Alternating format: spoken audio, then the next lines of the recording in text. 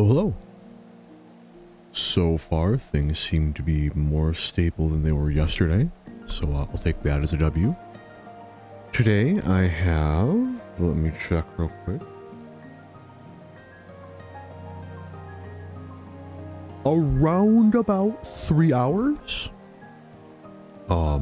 give or take. 3.5 hours, we'll say, to get through as much of this as I want to. Or can. A far cry from my plans for yesterday, where I genuinely held the faintest glimmering in my mind that I may have had a chance to get at least all the ones I need done to get the mentor status back. But alas. End of the day, I still don't know if that was my computer or my ISP or some secret third thing. I'm going to choose to blame my ISP because that's what's easiest. It's also what I blamed in the description when I exported the VOD. Wow. Briefly on topic of VOD, I'm probably not going to publish either of those for a bit. Not until, honestly, all of these, this entirety of me going through role quests, I'm probably not going to make public until after I have completed all of them. So hopefully it won't be longer than about a week. Right, because like, surely I'm going to get through at least one or two today. ISP withstanding. And then each of them from then on shouldn't take too long. So like, with a smidgen of luck by like Thursday afternoon, right? But ultimately I want, like, I don't want the next one to go live until after I've completed the entirety of the tank one, right? But like the tank one, I'm on what, like 97? 98. 98 makes more sense. So I'm gonna finish the entirety of this within 20 minutes. Sorry, let's be realistic here. Within 30 minutes. So, man. But, let's see, other things to mention. I've been awake for about half an hour, so, the first hour and a half of the stream is going to be me very, very gradually coming online. But I have had streams like that before. Wow. I also paid a bit of mind yesterday to whether I at least want to attempt streaming just straight to YouTube. The issue with that, of course, being that I would have to sign into Stream Elements for the first time in like, honestly, I think pushing 2 years. So that's a hurdle. Not that doing so would be difficult. Just, you know, a mild inconvenience. But I don't think I have anything else to mention.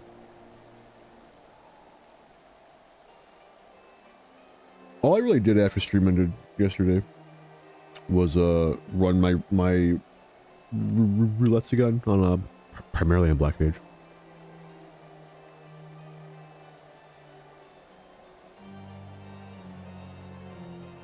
Because while and honestly speaking, the big bit of data that points to the fact that it might have just been that I needed to reset my computer as opposed to everything else I did, is that my connection was fucking fine. You know, I think it's some of the best ping I've had in this game in months. Anyway, but I think I have waffled on for long enough.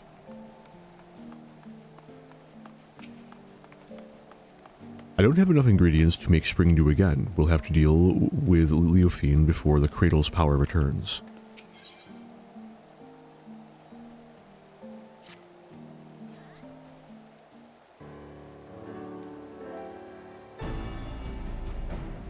You're looking strong, Arntel. Well, I'm not my old self yet. I'm feeling better by the day.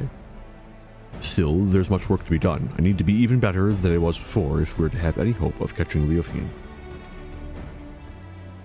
I wonder what she's plotting with the rest of her cohorts. We know they aim to topple nations around the world, but this is an odd way to go about it, don't you think? Why haven't her misdeeds in Ishgard extended any further than the Temple Knights? Petty vendetta? We've pondered the same question, but our best guess was that as a former Temple Knight herself, she chose them because she knows how to exploit their weaknesses. Or it's a petty vendetta.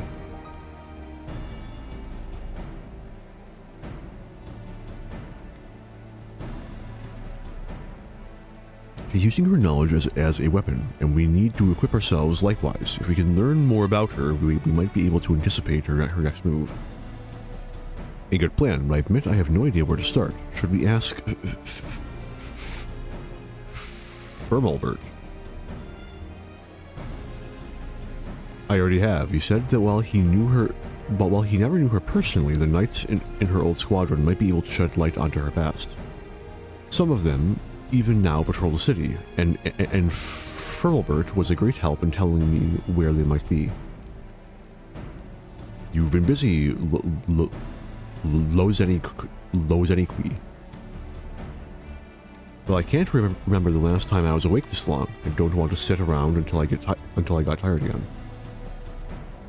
And we're all the better for it. Since you've gathered the information, it's only fitting I should do the legwork. Just tell me where these knights are, and I'll speak with them. Gladly, but Ishgard is still an unfamiliar city for both of us, right?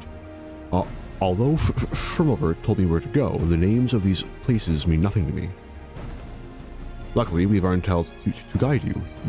You'll go with 10 Toa, won't you?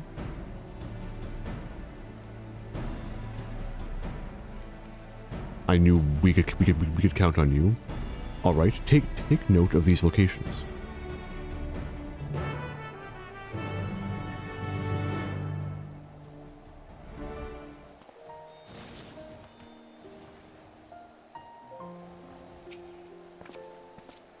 How many Temple Knights are there that not even Firmalbert would know all of them? I can barely imagine. Being forced to work with someone like Leofine isn't a fate I would envy. I'm curious to hear what these knights have to say about her. Hopefully they provide insight that'll guide us forward. Time is of the essence, Arntel. Let's get moving. Didn't think so? That's a bird. This whole city is the charge of the Temple Knights, isn't it? There's no way a single warrior could defend it. While I don't doubt their honor as a whole, it's inevitable that a rotten seed like Leofine would eventually find its way into their ranks. Until recently, I always believed our remote corner of Shaktural was the safest place in this world. But if danger can find us even there, I'm not sure what to think anymore.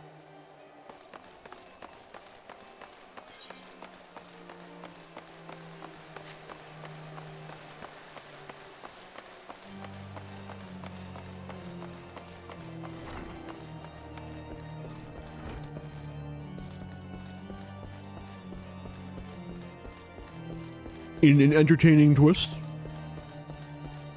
the 15-minute VOD from my failed second attempt yesterday got a copyright claim. The hour and 30-minute one did not. Both had the same song playing.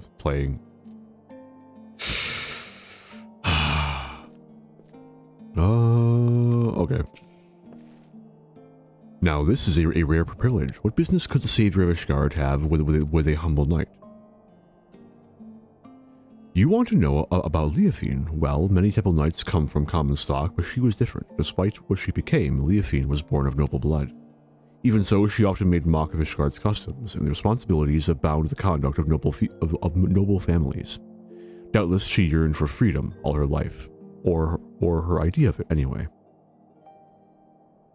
Although her deeds caused her to be expelled from the Temple Knights and summarily stripped of her title, she may have actually desired that outcome.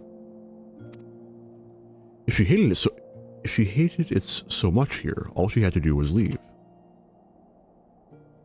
I hear she did leave, for a time at least. Now she's in league with a group that aims to plunge the world into chaos. If a selfish heart like Leafine was sought out to aid in this plot, I shudder to imagine how wicked their leader might be.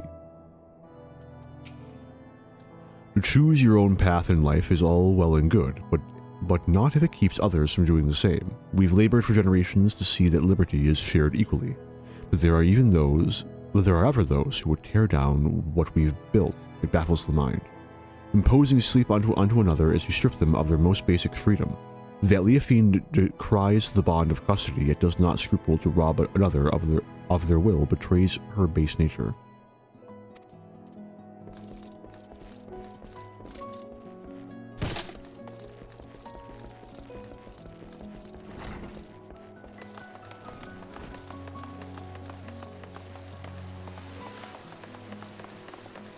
I feel as though I mentioned it yesterday, but I do kind of think they should make completing one of the role quests a requirement for MSQ again. Because just doing this, right, I feel like the degree of reverence that is being put on the player character for the things they've done and achieved was something missing from Dawntrail. And do not get me wrong, the people of Taral, both Shock and the other one, Yak, have no reason to know who you are, what you've done, or you from anyone else. What I'm not saying is that why weren't the various peoples of Yolal fucking kissing the ground I walk upon, for my player character is so great for the things they've done for the world, etc. Because that wouldn't make sense. That'd be narratively bad in a different way. Because, again, they have no reason to know who you are. The entire point of the New World is that it was nearly completely isolated from, like, the rest of the setting.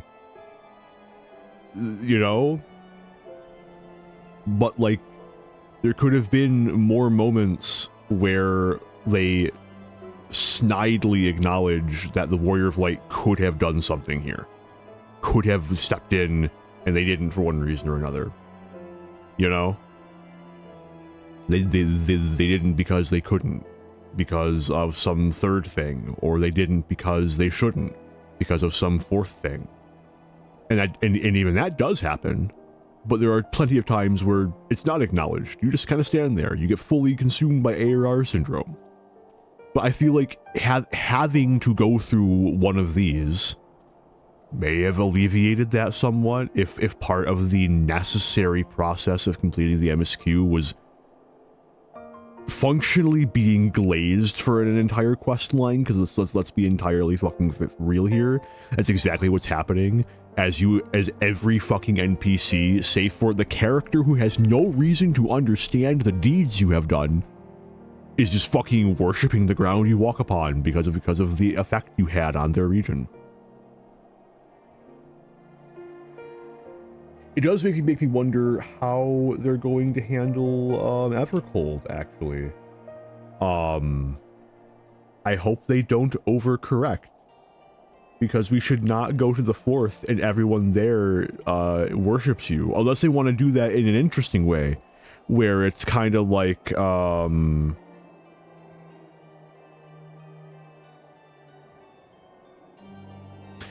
no, that's the opposite. But where like they worship this idea of, oh no, I am thinking of the right thing. It was a different place that had that. But like where like they worship the idea of what they think you are, and you have to kind of like deconstruct that over the course of the expansion or your time in their zone, whichever comes first or fits the overarching narrative better. Anyway.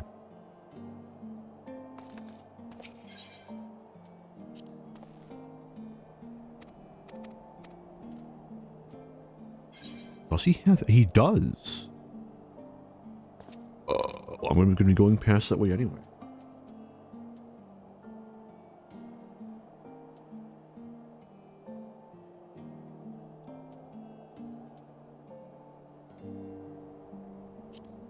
Alright.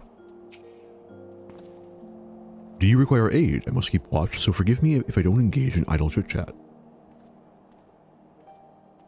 Leofine, for her I can spare a moment. I don't suppose you know why she was expelled from the Temple Knights, do you? While few were her equal in swordplay, and fewer still handled their mounts with such grace, she oft spent her nights carousing in the gambling halls. It was after just such a night that she fell asleep while on duty. Some may call it a cruel twist of fate, but dragons attacked her charges as she slept, and they were left defenseless, and in her negligence she was deemed to have aided our ancestral foe, and thus was stripped of her knighthood and noble title both. Knights falling asleep on duty, a story that's become all too familiar. Given what happened, I've no doubt she came to fear sleep. Yet now she has conquered that weakness, and she wields it as a weapon against us. She may even believe herself to be beyond the reach of mortal danger, yet she's only deluding herself, and in time she'll be made to answer for her deeds. You gotta appreciate fucking Tento doubling down on the fucking anti-Knights narrative. Thanks, dog. Unless, hang on, am I misreading that?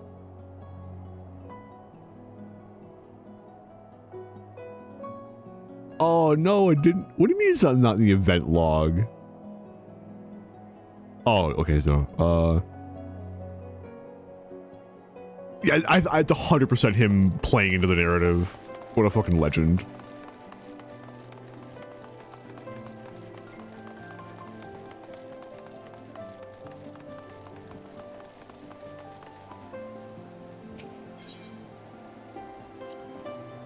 I've heard that the people of Ishgard revere a warrior god, but here is a statue of a flesh and blood knight. I've never seen such a thing.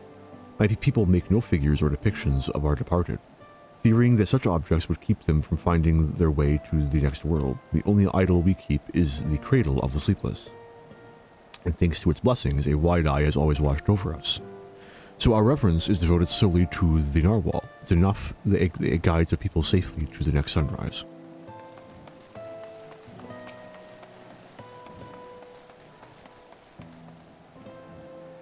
All is quiet. Even so, I must remain vigilant. Leofine, a name spoken of in hushed whispers now, but many have forgotten her strategic genius. She had a singular talent for achieving victory in battle by whatever means necessary. Genius? Maybe we are just too dense to see how her actions would cause Ishgard to collapse. Given that her group seems relatively few in number, an assault in Ishgard is unlikely. Rather, I think her aim is to chip away at the people's trust in Ishgard's foundation, and by the absence of a few vital bricks, bring the whole nation tumbling down. The thought gives me worry, even now, where representatives from Ishgard are preparing to visit Oxandu in the Sea of Clouds. If anything were to go wrong, it would be a grievous blow to Ishgard's reputation. As we saw at Falcon's Nest, certain elements that oppose our nations see friendly gestures as a chance to spark conflict. Given recent developments, Sir Handaloop has been debating whether the visit is a wise choice. Well, we have a general understanding of what drives our adversary, stories that paint a picture of a rotten, conniving soul. It must have been hard on the Lord Commander. The who? The Lord Commander. I take it that's the leader of these Temple Knights. While fancy titles hold little interest for me, I sympathize with anyone who had to give orders to a rotten apple like Leofine. Giving the Temple Knights a warning is the least we can do. It's clear that this delegation, might prove an enticing target for Leofine. Finally, we have knowledge to use against our enemy. If we all work together, we might be able to trap her. We haven't much time. Let's return to the congregation and tell this Handaloop what we know. I wonder if the P is pronounced. It might just be Handaloo.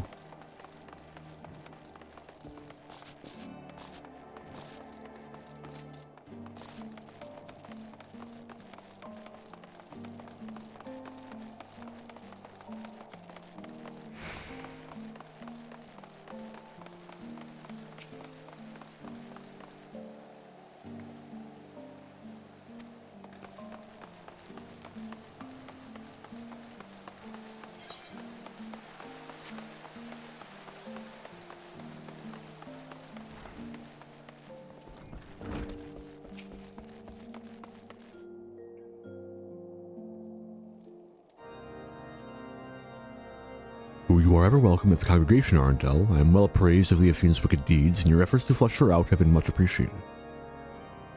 And this must be Master Tentowa, who crossed the ocean from Tural. I hope you have recovered from your ordeal. I'm better than ever. Apologies for taking up one of your beds for so long. Please, no apologies are necessary. On the contrary, the Temple Knights yet owe you a debt for all you have done. Which brings us to the purpose of this visit. You had something to discuss with me.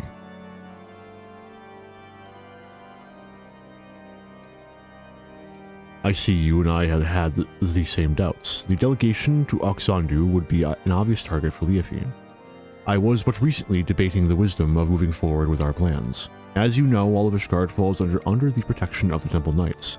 As such, 'tis only meet that we maintain and strengthen friendly relations with our neighbors. The delegation in question is tasked with deepening mutual understanding of each of our unique cultures. Sanu Vanu, chief of the Zundu, was most eager to host. Yet so long as a specter of Leofine hangs over our order, I fear visits abroad are unwise. Should any of the Vanu come to harm, our relations could be damaged irreparably.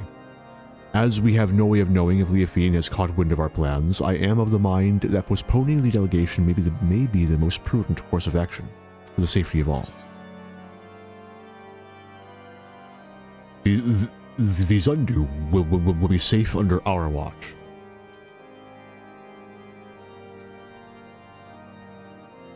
That's right, Arendelle and I won't let anyone come to harm.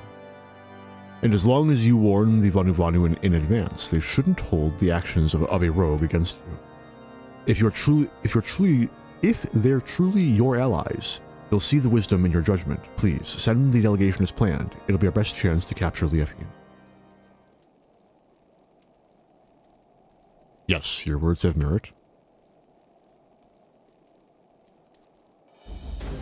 Thank you for your sage counsel. You are right. The Zundu would not stand idly by while we suffer at Leofine's hand.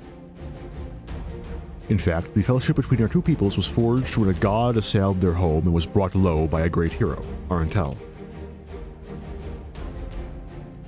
If we tell the Zundu that he is keeping watch over the proceedings, then I am certain all doubts will be quelled. Then you'll proceed. Indeed. The time has come for the Temple Knights to reclaim our honor and go on the counteroffensive. I shall bring this suggestion to a joint operation against Leofine to the Lord Commander as soon as possible. Thank you. Together, we'll put a stop to her scheme. I first must discuss matters with the others involved before we present a plan to the Lord Commander. Although time is of the essence, I ask that you wait a while until our course is settled.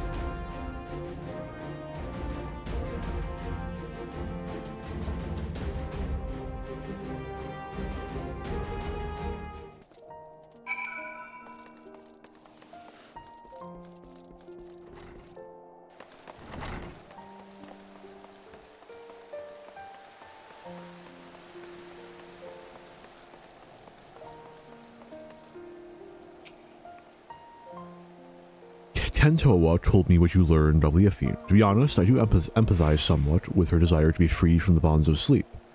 That's where my sympathy ends. It's exactly because we must sleep that every waking moment is precious.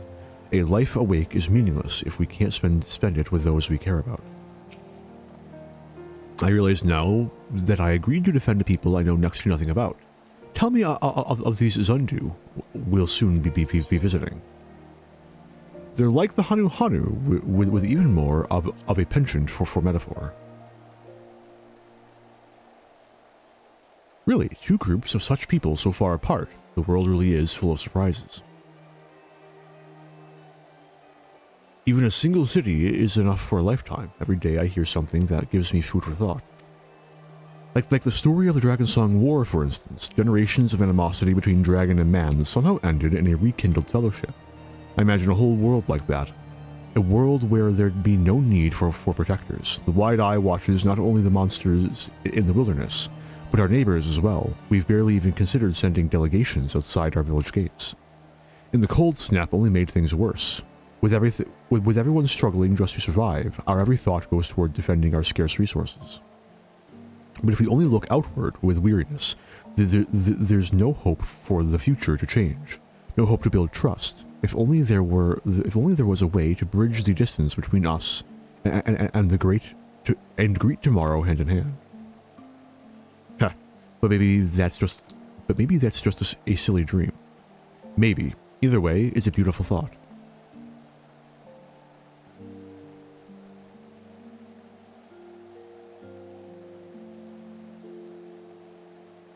I'm glad you think so. I'll hold that future in mind as I get back to training. As to you, Arantel, get some rest. If you fall asleep when I need you most, I'll wake you up with a knock to the head.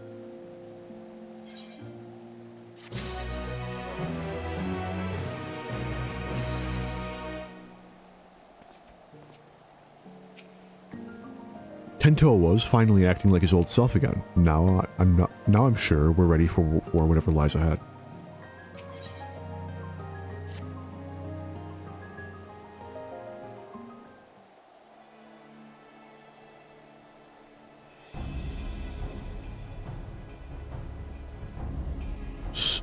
Sir Handaloo still hasn't sent word. I guess the others might not be so enthusiastic about our plan. To them, the cradle of the sleepless is naturally still something to be feared. No matter how much faith they have in your strength, you'd be at Leofine's mercy if she put you to sleep. Honestly, I don't blame them. Not even I imagined our treasure could be used for such evil. In Leofine's hands, it's no more than an indiscriminate weapon. With it, but that means when we get it back, we can turn it into something else.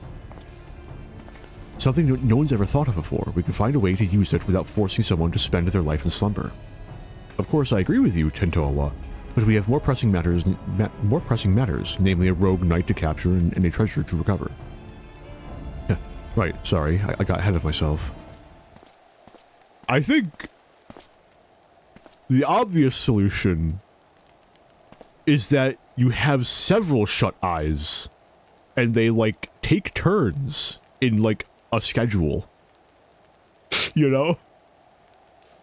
Or, like, you have, like, you take a little bit from everyone in the village.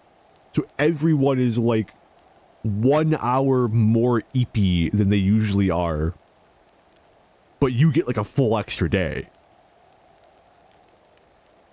You know? Like, that seems like the best solution, rather than putting one person into a fucking endless coma. But that's just me. Granted, they didn't understand that it could be used in, like, varying increments, so...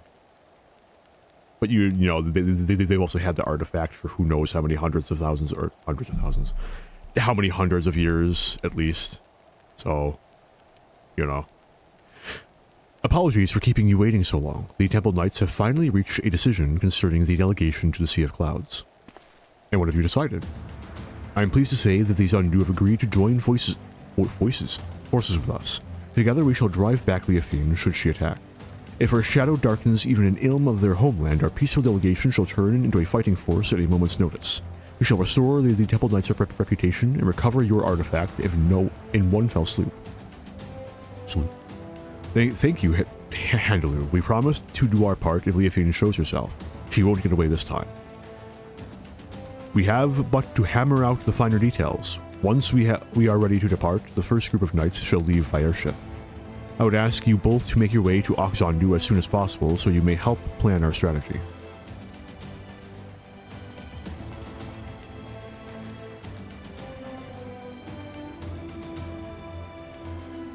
I'm coming too. I can heal your wounds, and if it comes to it, my staff can bruise as well as a club. I'll gladly have you with us. I'm done taking on the world alone. I need you, Loa Zeniqui, and Arantel too. We're stronger together than we could ever be apart. The cradle never would have been stolen if I'd realized that from the beginning, and I want you by my side to ensure I don't forget it.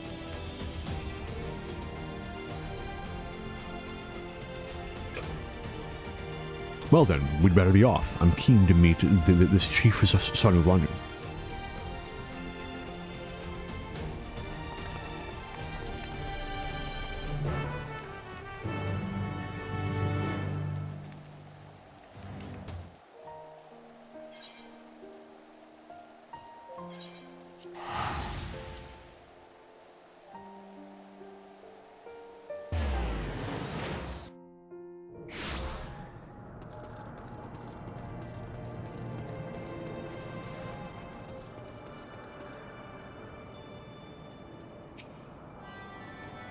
Their graceful dancing belies their bulk.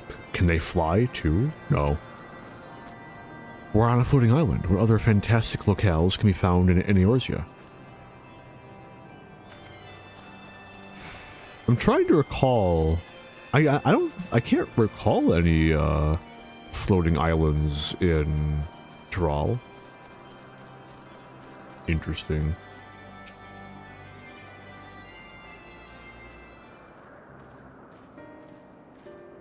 Wait, what?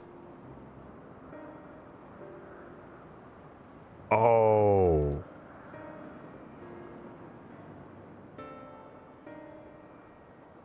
Wait, what is that?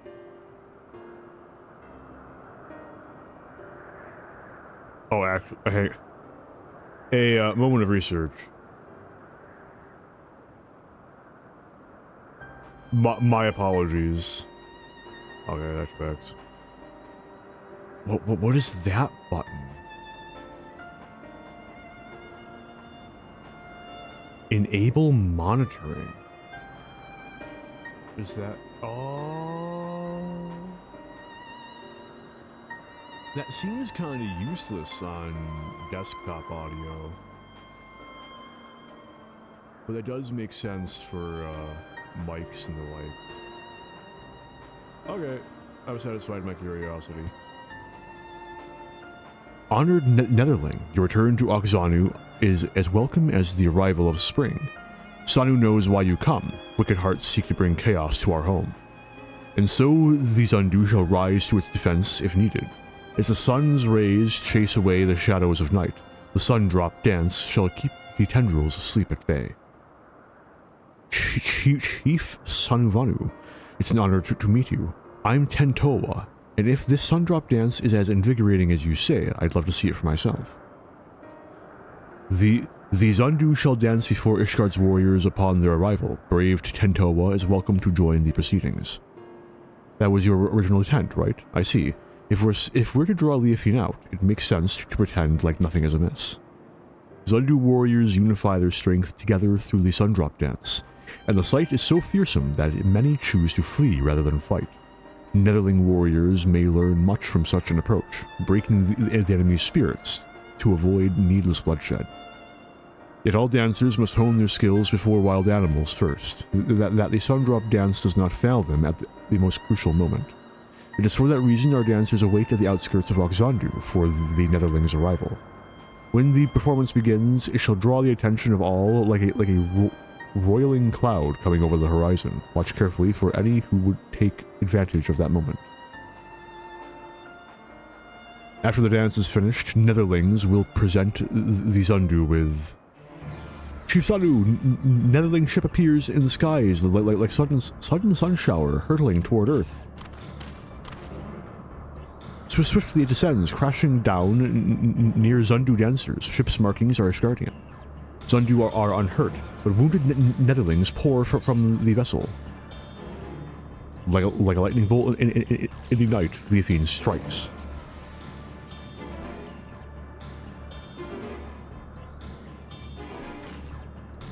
The Table Knights were coming by airship, right? All Leafine had to do was lull the pilot to sleep.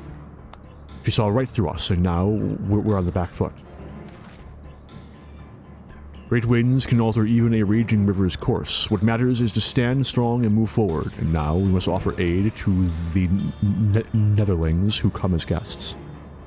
Right, let's go.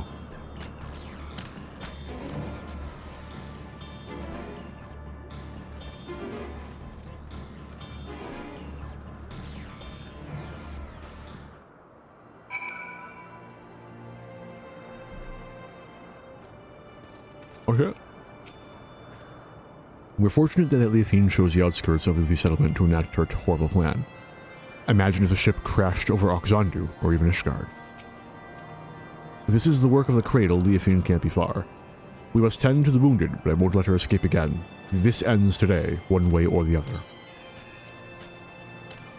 680? Oh man, I hope I got that eye level.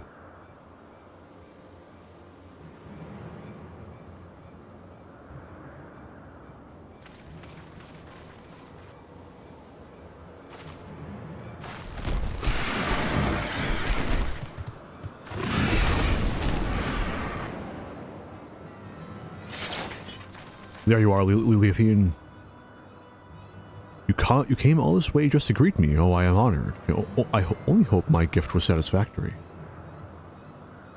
'Tis a shame you will not see Ishgard crumble. Alas, I can scarcely suffer rats to scurry about my feet, threatening to gnaw away at my carefully laid plans. At least you bear witness to the dying breath of the Temple Knights, flaggering honor. We would sooner see that wrecked airship soar again than their reputation return to its former glory. Yet even I did not foresee that these Undu would be in the ship's path. The fury favors me, for who now would trust a nation so careless as to put their neighbors at risk? Everyone knows you are behind this. People won't turn on each other so easily. Oh, I didn't see you there, the shut eye, wide awake. Doubly honored I am that you came all this way just to meet your end. Enough, we're taking the cradle back. We won't let your evil continue any longer. Such bold words. If I recall correctly, your people reaped great benefits from this artifact's powers, all at the cost of someone's waking life, your life.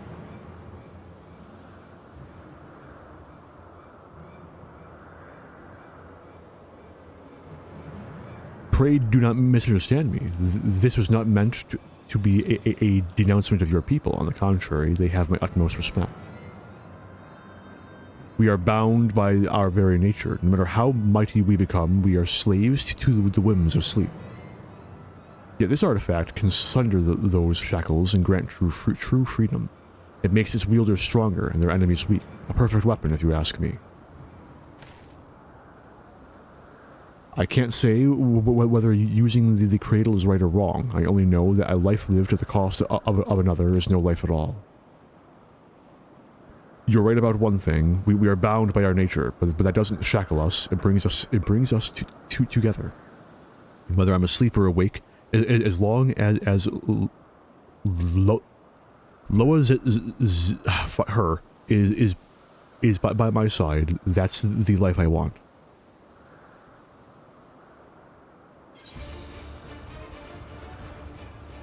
Show her no quarter. I'll be your shield.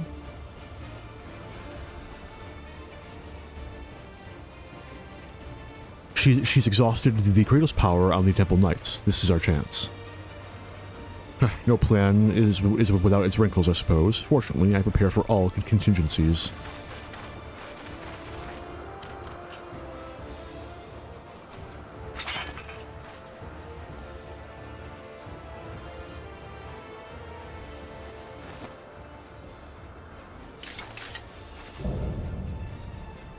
The unchivalrous. You had an opportunity to live a quiet life, but I will not give it again. This time I shall send you into a slumber from which you will never wake.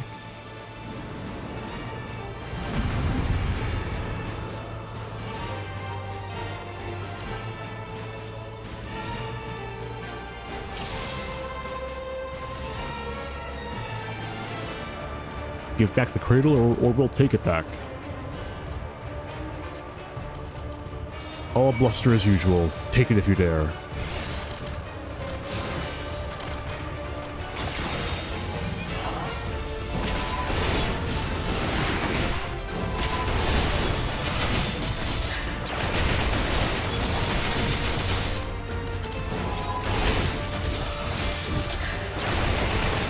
All eyes on me, please.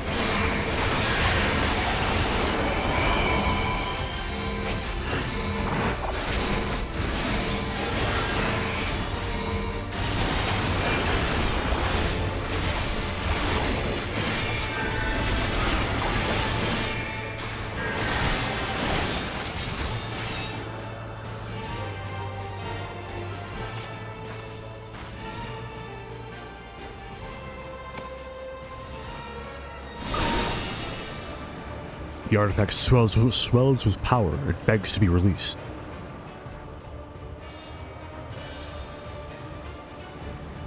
Now you shut your eyes for the final time. Take a glimpse of the waking world.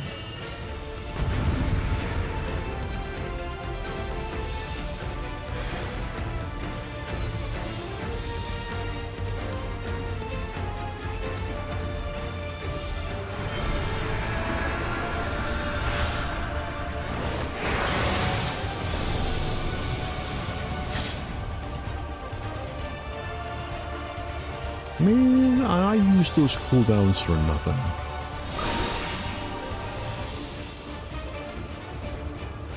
F. Taking a nap.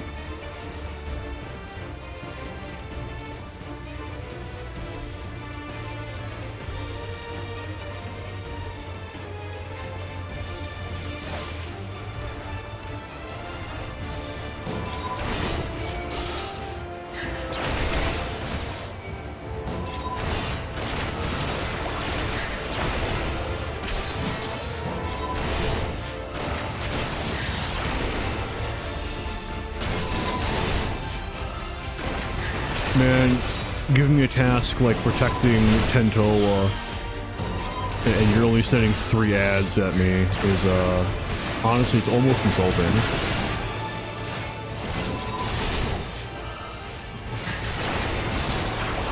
Ooh, they broke TBN. I'm a little impressed, not gonna lie.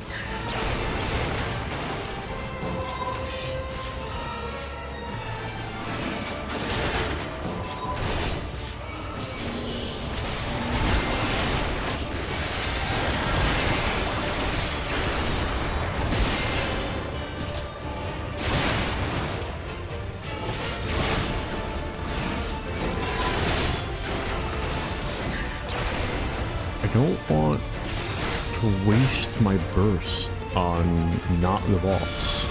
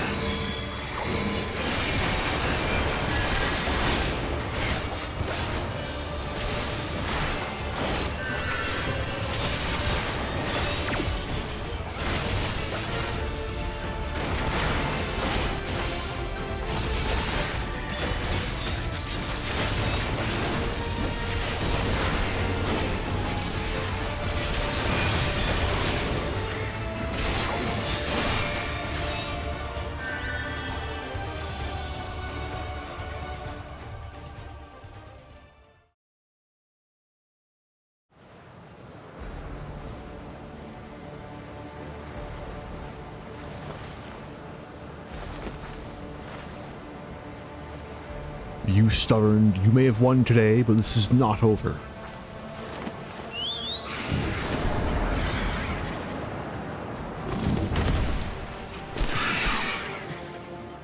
Yes, it is.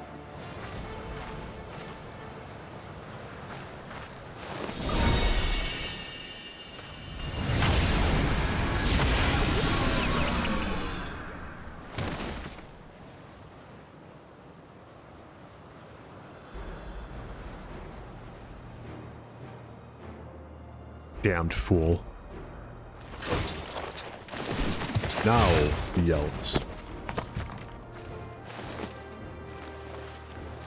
No! My power ring!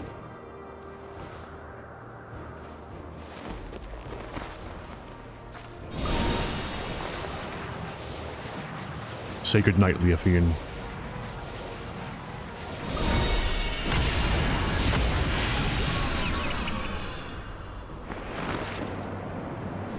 Oh shit, we fucking killed her ass. Or he did. The Griffin saved her. She's gonna appear in the Master Quest. The wide eye watches eternal, and eternal is the sleep it bestows.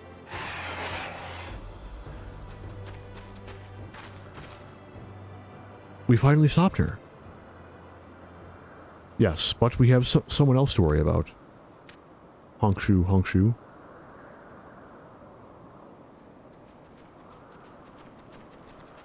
Arntel, wake up. Are you all right? Huh.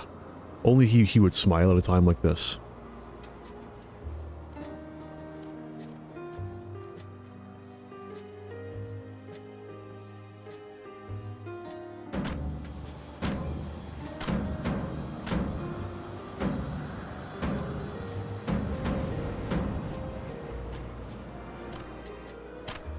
He's awake.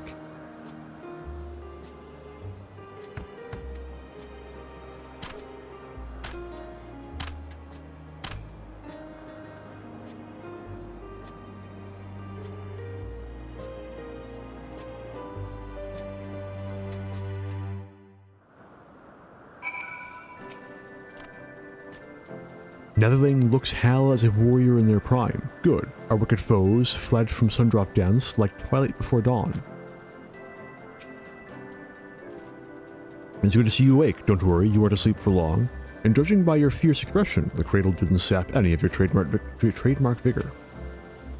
Your work is done, Arntel. You did a commendable job as our shield, and now you can lay down your burden. It was thanks to your bravery that I was able to deal the final blow to Leofian, and with the cradle back in our possession, I think we can consider this expedition across the sea to be a success. The Zundu helped us gather the wounded and see them safely off to Ishgard. We couldn't have done it without you. Netherlings protected allies as fiercely as Galcat protecting kittens. Zundu are moved by your might. You are equally as impressive. I should learn the Sundrop Dance myself, though I won't strike a figure half as fierce as you.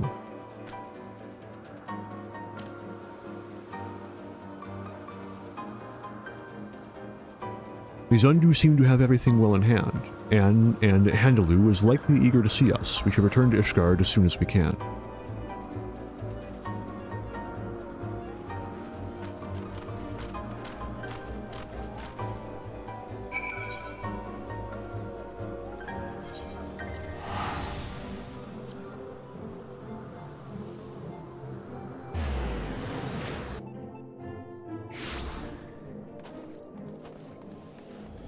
No.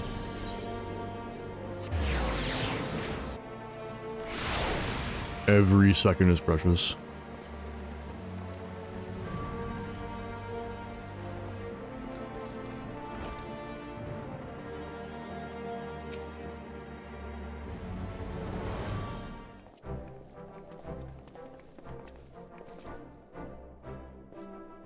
Ah, the heroes of the day have returned. Thanks to your valor, the threat Leofian posed is no more. What's more, not a single life was lost. On behalf of the Temple Knights, allow me to express my utmost gratitude to you all. You don't owe me anything at all. After all, it was my fault that the cradle was stolen in the first place, and ultimately my fault that your delegation to Alkazandu turned out into a melee. It may be true that our visit to the Sea of Clouds was far from peaceful, but the bond between Zondu and Temple Knights has only deepened through overcoming mutual adversity. Blessings often take inscrutable forms.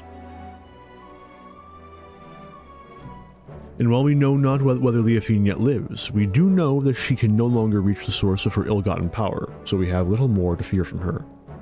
With the crisis behind us, the common folk no longer have aught to fear. We will make known the story of Leofine's schemes and the heroes who work to foil them, and in time, I hope that trust in our order will be restored. The Temple Knights shall continue to build relations with our neighbors for years to come, relations which shall form the foundations for Ishgard's future. We would be honored if we could count you among our allies in this endeavor. Anything you need, so simply call upon us. We'll be there, no questions asked.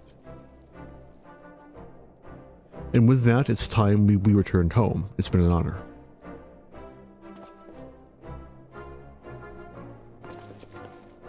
We'll be passing through Tuliolol on our way back, Arndel. If you have business in those parts, we'd love to speak with you at Gibralyav Tai before setting off. See you soon, hopefully. Another thing to note about this entire quest line is that it really calls into question how fast ships are in this setting. Now, maybe it's a writing mistake. That's motherfucker crossed the Atlantic Ocean, in fewer than 24 hours. What? Huh? Because he didn't sleep. So we'll be generous and say that because of like upbringing culture and maybe lingering effects of how the totem works, maybe 2 days, 3 days, any number of days that you can like hand wave explain like magic allowed him to stay up for. A week crossing the Atlantic in a week? Did his ship have cerulean engines on it? Of the jet variety? Like... Anyway. For 10 years, he alone defended his people without rest or sleep. I understand the importance of tradition, but Master Tentowa seems to be more suited for walking a path of his own making. He needs but to know his own heart, and I believe these recent events have given him such knowledge. He's bound for greatness, regardless of how he chooses to live. Like, there has to be a writing error. There's no fucking way. It's just like the writer didn't consider the distances involved. Because, fuck, dude. It took us at least 1 day to sail from Limsa to Sharlayan, based on, like, the cutscene order. Debatably 2 days. And that's only going... Wait, where is Sharlayan? And that is dramatically... that is substantially further. How did we get to Sharlayan?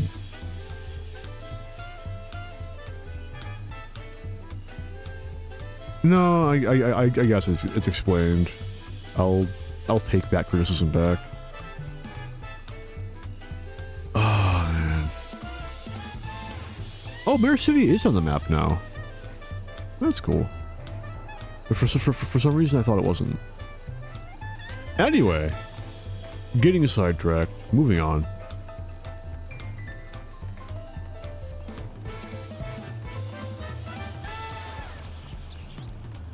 I think what I'm going to miss most about Dawn Trail is its OST.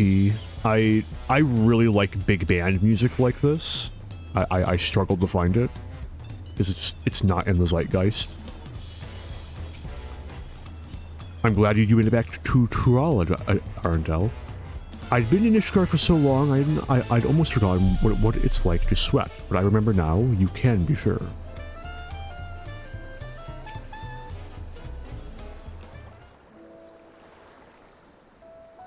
Arndel, there you are. I was afraid we wouldn't see you before we left. We arrived not long ago, and appraised Barukivu of everything that happened.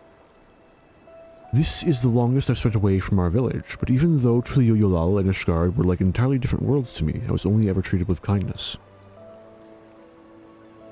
Is anything the matter to Tentowa? Nothing, it's just something I've been thinking about. Our people have always been self-sufficient, but the Ishgardians and the Zondu showed that looking to your neighbor can reveal a way through the harshest difficulties. And you heard, Handaloo, the bond between Ishgard and Oxandu was only made deeper through their shared ordeal. To trust another is to such a degree. Well, I think it's a goal we should all strive toward. We have at least one friend like that, don't we? And he who bent his ears to every note of the narwhal's lullaby without a shade of fear in his eyes. Thank you, Arentel. For believing in us, for believing that no matter the outcome, your actions would not be in vain. In so doing, you taught me the worth of fighting alongside allies you can trust. Even if your shield breaks, that is not the end.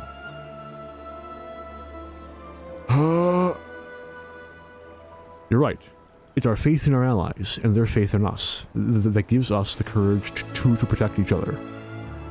Smile better suits a hero. Damn. But approaching someone with open arms doesn't mean that they'll accept you. The relations between our people and our neighbors have been strained by generations of distrust.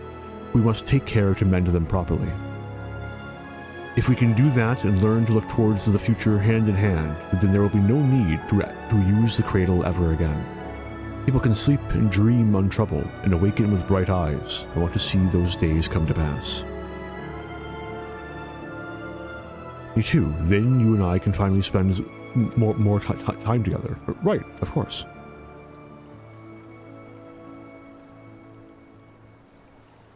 If we're going to see this future, then we should get back to our village. They'll be overjoyed to see the cradle return. Thank you for everything, Arentel. Next time we meet, may we both have good news to share.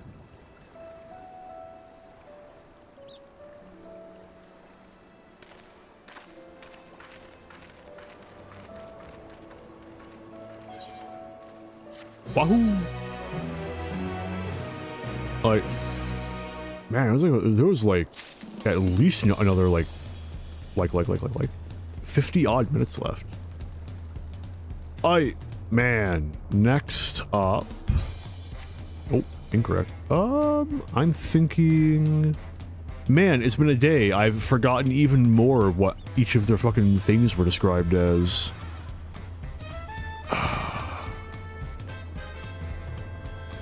The healer one, I recall, sounded like sage themed, because it's like dealing with like diseases and shit.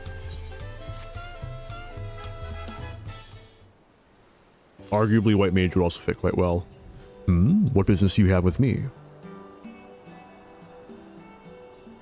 Ah, my apologies. You were Baruch Ivu's guest, were you not? I am Nipine, and I have journeyed far from the northern valleys of Shaktaral to reach this grand city. Tell me, traveler, what is your name? Arentel, rest assured I shall remember it. A shame that we must meet under these unfortunate circumstances. My village's prized possession was among the treasures stolen by the passage of the Unbound. It is known as the Heartstring, and the soul of a dread scorpion, one of the Tural Vidral, is sealed within. The creature once hunted its prey using an array of toxins produced within its body, and was a menace to all. Those granted the Heartsting's gifts may wield this fearsome power as they see fit. We believe the thieves have already taken it across the ocean to Eorzea, and it will doubtless wreak havoc in the wrong hands. Thus I seek a healer to remedy any harm wrought by the Heartstring's toxins in that faraway land. I won't mince words, you are precisely the sort of man I seek, and we must act quickly to avoid the worst. Will you lend us your aid? Aiding those in need is what I do best. You have my gratitude. To the matter at hand, then. While I was making inquiries here in Tuli Yolal regarding the thieves' whereabouts, some Eorzean merchant told me a rather intriguing tale. Specifically, those returning from limbs of Liminza bringing fell tidings. Tales of able-bodied men and women suddenly losing their vision. An all too familiar account, as the Heartstring allows mastery over all manner of poisons, including those that inflict temporary blindness. One day blinding Sue. A great deal of training is required to properly utilize the Scorpion's gifts, but the blinding toxin is one of the simplest to wield. It seems to me the brigands are the masterminds of these strange incidents, harnessing the treasure's power for their own nefarious ends.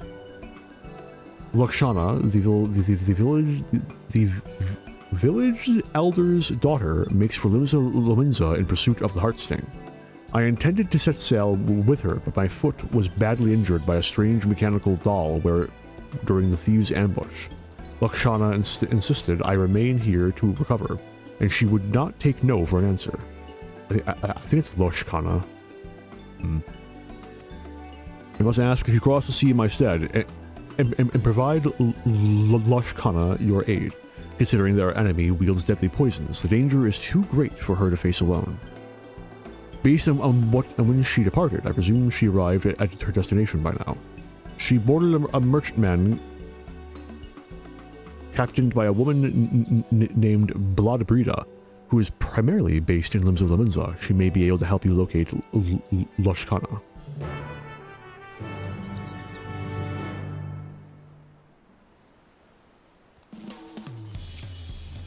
Once you arrive in Limsa Lominza, seek out a woman named Bladbrida at the docks. She will surely point you in the right direction.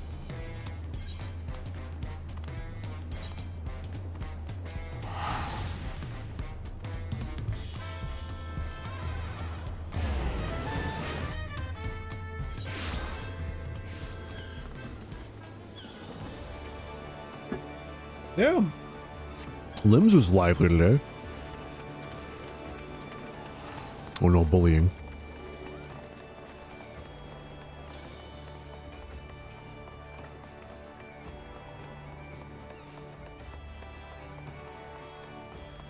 When is the media tour?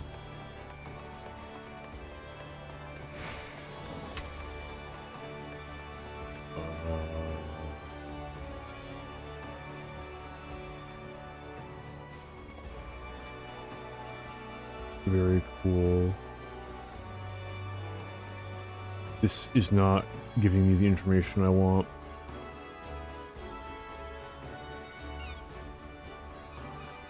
Thank you. Media? Wow. Can I maybe... That's amazing. Can I... Where is the schedule?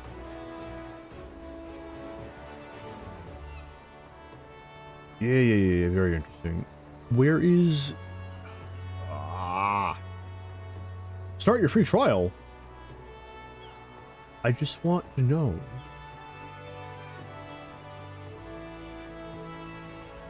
What the event schedule is.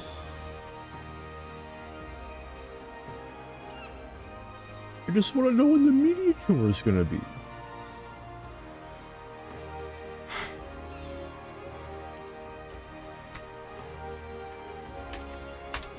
There. That's the release date for the expansion. Well, release month. April 24th. Nope, that's FanFest. Incorrect.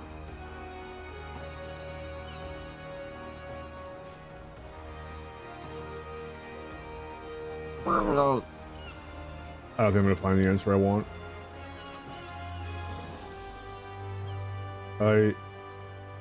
Okay. Well, I didn't want to have to do this. Reddit, where is your fucking daily FAQ?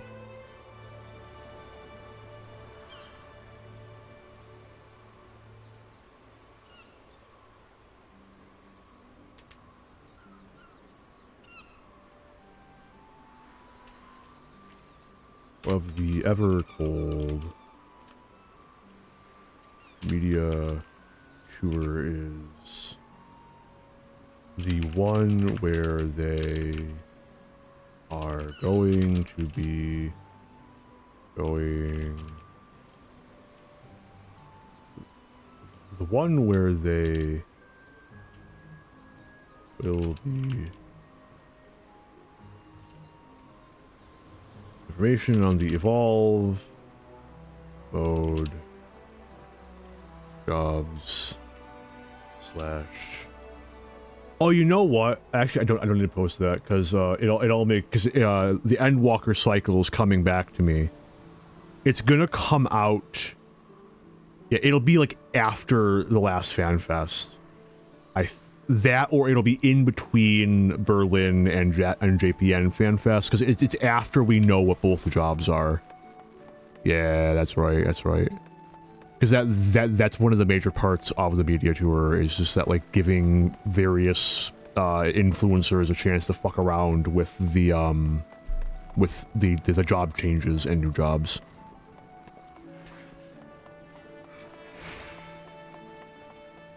I believe I have mentioned on stream, but I think it would be a very wise decision for them to include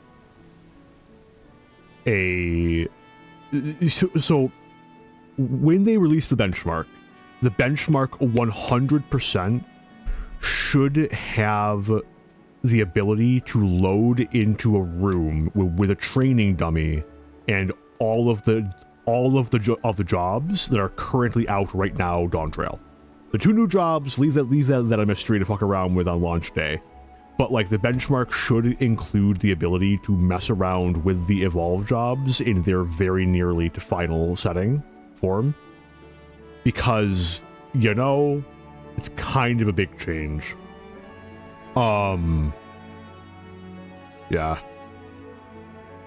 But, and like, in terms of, like, data leaking, literally the only things in that executable could just be the character creator or the ability to import your character. Otherwise, you just load as default meteor, whatever, who cares. And then the Hall of the Novice zone, and then a training dummy, and then all the jobs. You know? Anyway. I'm Bald Brita, and it and if ye were planning to sell your Elin services to me and me crew, don't. Me ship ain't setting sail for a short while. I'll never be free. Looking for a Turali woman named Loshkana. She made the crossing with us, trying to retrieve some sort of treasure, as I recall. I told her Hawker's Alley was her best bet for the latest chatter, so ye may find her wandering thereabouts. Keep an eye out for a Huron lass in a red tunic carrying a spear on her back. She can't have gone too far.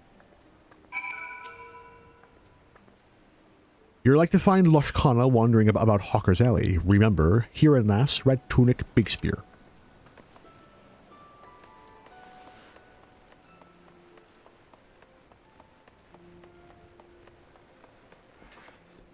Sage is aesthetically my favorite healer.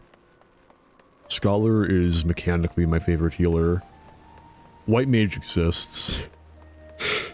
I like I like the Blood Lily on White Mage and the Azai's combo. And by combo I mean just weaving Azai's. It makes me feel cool. Astrologian is probably the most fun pure healer, but it makes my hands hurt. Oh no, she's up. Shit.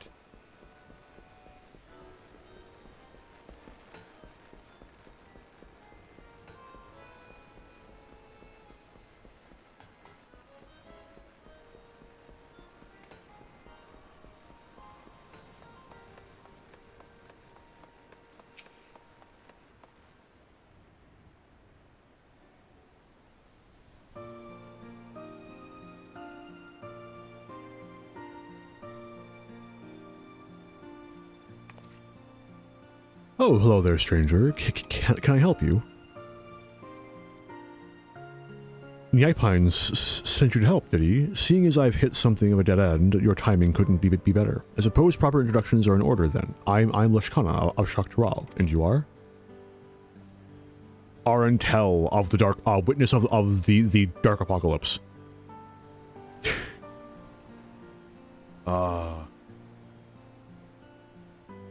A pleasure to meet you, Arentel. With that, we're strangers no longer. I'm not sure how much Neopines already told you, but I assume you'll want to hear more about the day of the theft.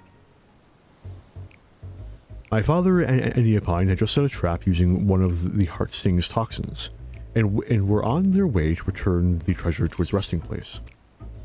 But an evil presence stirred in the wilds that night. Mechanical dolls with great glowing eyes leapt from the shadows and gravely wounded them both. My father survived the encounter thankfully, but he was unable to give chase and convalesces now in my home village. The culprit's faces eluded him in the darkness, but he heard two voices, a man's and a woman's. He recognized neither, so we're certain they aren't from our village. Whoever those were, they must have been the ones controlling the dolls before making off with the Heartsting. Rukivu said they're part of the Passage of the Unbound. I'm afraid that's all I know of the culprits. Still, that may change if I can ascertain the cause of the recent blinding incidents that have occurred here. Unfortunately, I haven't had much luck asking around.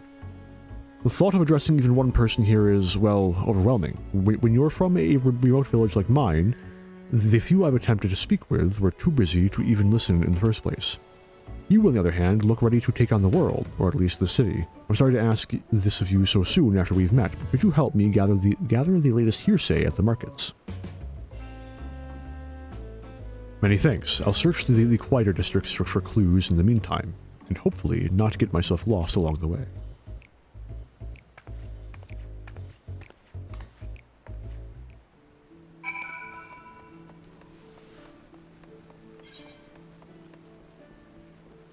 We're just gonna... yeah. Oh, that hurts. But necessary. Fucking Limsa. The recent chaos in the markets. I'm told the Yellow Jackets have been thoroughly investigating the matter in cooperation with the Adventurers Guild. If you're in a hurry, there's a Yellow Jacket making her rounds by the way of the Fisherman's Guild. She'd be a good one to ask. The market incidents are in the Yellow Jacket's hands now. If you find the one I mentioned, perhaps she'll have the answers you seek.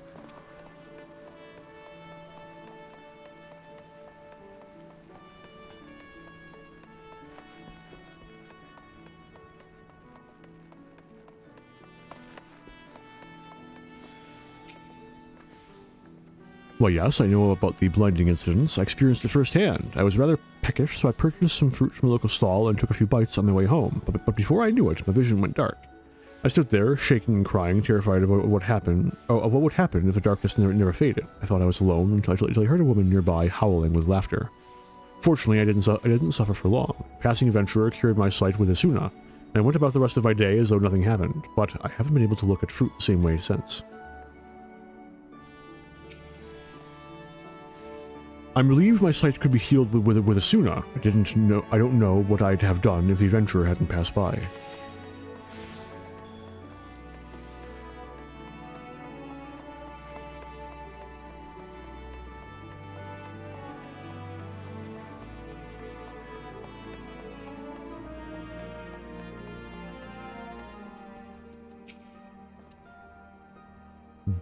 Blinding incidents, I know of them. Started with some bad fruit at a stall in Alker's Alley. A few bites in, and folks suddenly go writhing on the ground like beached sea serpents, claiming they can't see a bloody thing. I don't blame them for raising hells with a shopkeep neither. Poor sods couldn't move an ilm till the treatment came and they could see properly.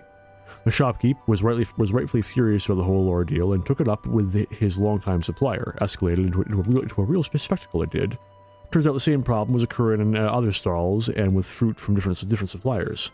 So it don't make sense to pin the blame on individual sellers if the whole supply chain is tainted. Even now, nobody knows what's causing it. Grim business, I tell you.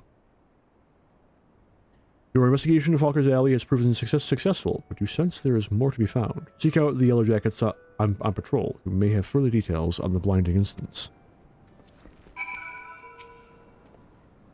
The shopkeep and his supplier got into a violent tussle, they did. Took nearly a dozen merchants to tear them apart.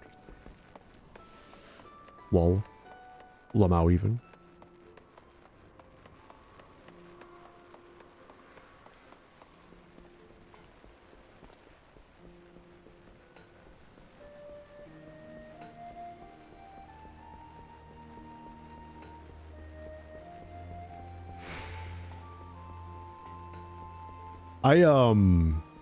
Been watching some Evercold reaction takes. And oh boy, have I found some fucking takes, man. There's a lot of doom and gloom about the Evolve changes. And there are reasons to be worried. That's very real and fair.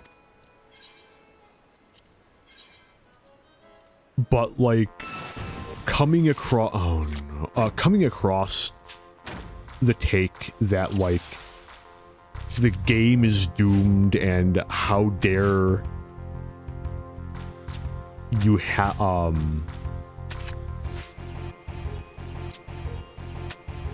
okay. So I came across a take that essentially came down to being angry that Final Fantasy XIV healing requires that you deal damage, right? You can't heal bot, is basically what their take was. That if you want to play a heal bot, you just cannot get that in this game. And that is such a wild fucking take when you just consider that nothing's changed. It's always been that way. Why are you acting like the evolved changes are suddenly making it this way? What? What are you smoking? No, if that's not for you, if that's not like what you want in a healer, what you enjoy playing when you're playing a support role, okay. That's fine. That's cool. Okay, that's fine. Oh no, I got the card. Leave me alone. But like, why are you acting like this is like a surprise or some like terrible fate that, oh, it's finally pushing me. I didn't have this dragon yet? It's pushing me away from the game. I could have swore I already had all of those. Strange. Yeah, it's pushing me away from the game. I'm finally like, oh, the game is fucking doomed because this thing that's always been the way for like the entire time I've been playing, like 6 years now. Like, you know? Roughly 6 years. I started right around at some point in the 5.3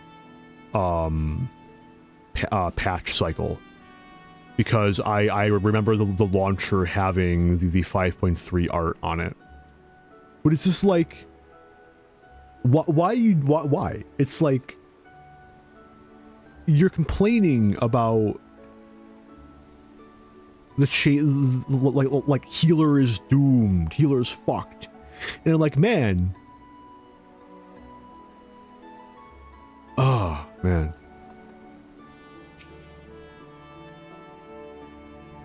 "12 be good. You're our Intel Mal friend, aren't you? The our Intel Mal friend. It's an honor to meet the realm's wanted hero up close. Is there aught I can assist you with? I hear all sorts on my rounds. So if it's information you're after, you've come to the right person."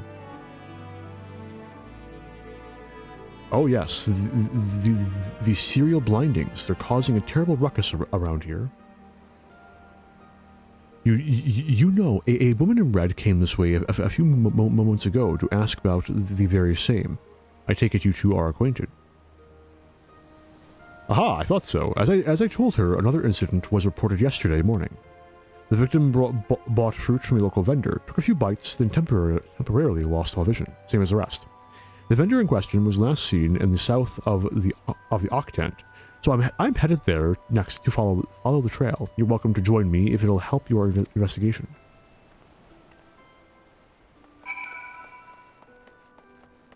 Are there reasons to be worried about like a white mage in particular? Yeah, sure. It looked really fucking simple. It did just kind of look like an outright easy mode. Okay. But like, I think Dragoon looked pretty good. I think Dragoon looked like Dragoon added a fair bit of complexity. I think that Paladin looked pretty good. I think Paladin looked like it maintained a fair level of complexity. I have no takes on Bard in any direction. Okay, like, I don't think it's unreasonable just to like hold off until we know a bit more. Because if white mage is the only option, where like in the panel they were literally directly saying that like now we know that like white mage is primarily seen as like the easy healer, so like we want to maintain that for white mage, while also, you know, not completely dumping its complexity or whatever, however exactly they worded it.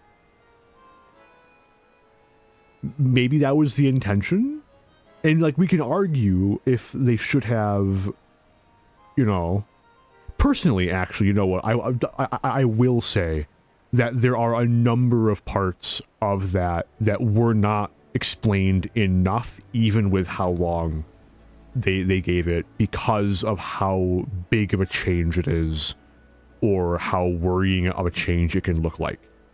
For me personally, as a tank main, I really think that they should have given at least another paragraph of information on the main tank off tank thing. Because, like, sure, I can sit here and huff the copium and say, surely, but they just mean that it's like a pure healer, shield healer distinction. Surely they're not saying that you cannot main tank as Dark Knight. There's no way that they're saying that, right? Right? But we don't know.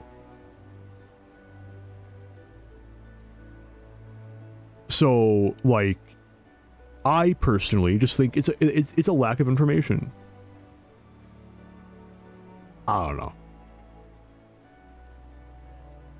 But I think that like going full in on the fucking gamer doomerism is just borderline performative, if I can just be entirely honest.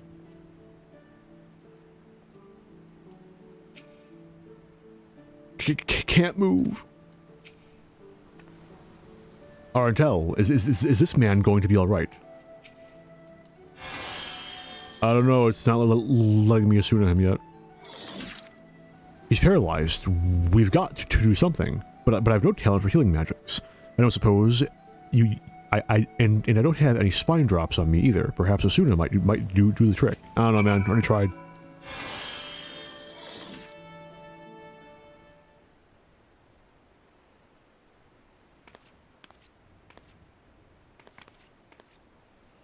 I'm healed. Oh, thank the 12. And Dulot, of course. Excellent work, Arntel. On behalf of the Yellow Jackets, I owe you my thanks as well. Now, I hate to ruin the mood, but I'll need to report this to my superiors. Could you tell us what transpired here before we found you, sir? It was awful, just awful, I tell you. I was walking home after another arduous day at work, minding my own business, when a Lalafella merchant suddenly called out to me. You, my good man, look exhausted, he said. Why not soothe your weary spirit and fill your empty belly with one of the realm's sweetest apples? You've earned it. Nay, you deserve it. 'Twas a tempting sales pitch, but I wasn't keen to gamble on potentially cursed fruit. Sensing my apprehension, he proudly declared his merchandise safe to eat. He sounded sincere enough, even took a bite of the apple himself. No tainted fruit here, he boasted. It was just normal, honest-to-God's produce.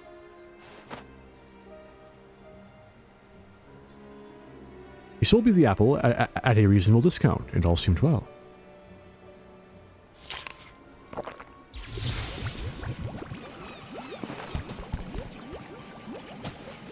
That is, until I took my first bite, and numbness spread through my body like wildfire. I collapsed to the ground, struggling to speak a single word. The vendor and his fruit had suddenly betrayed me, yet I know not how. As I fell, a woman's shrill laughter echoed from a few yalms away, and the vendors soon followed. I never saw the woman for myself, what with the whole not being able to move business, but between her laughing fits, she made mention of a heart sting or some such. Oh, you poor dear, and this woman you mentioned, you're positive she spoke the word heart sting. As surely as the wind blows, for a mercy, neither she nor her vendor friend tried to steal my belongings. But they've certainly stolen my dignity. I hope those conniving charlatans get what's coming to them. This is dangerous fruit we're dealing in. First blindness, now paralysis. But first things first, I should escort this man home. If you have in mind to pursue the perpetrators further, then have care out there. Care out there.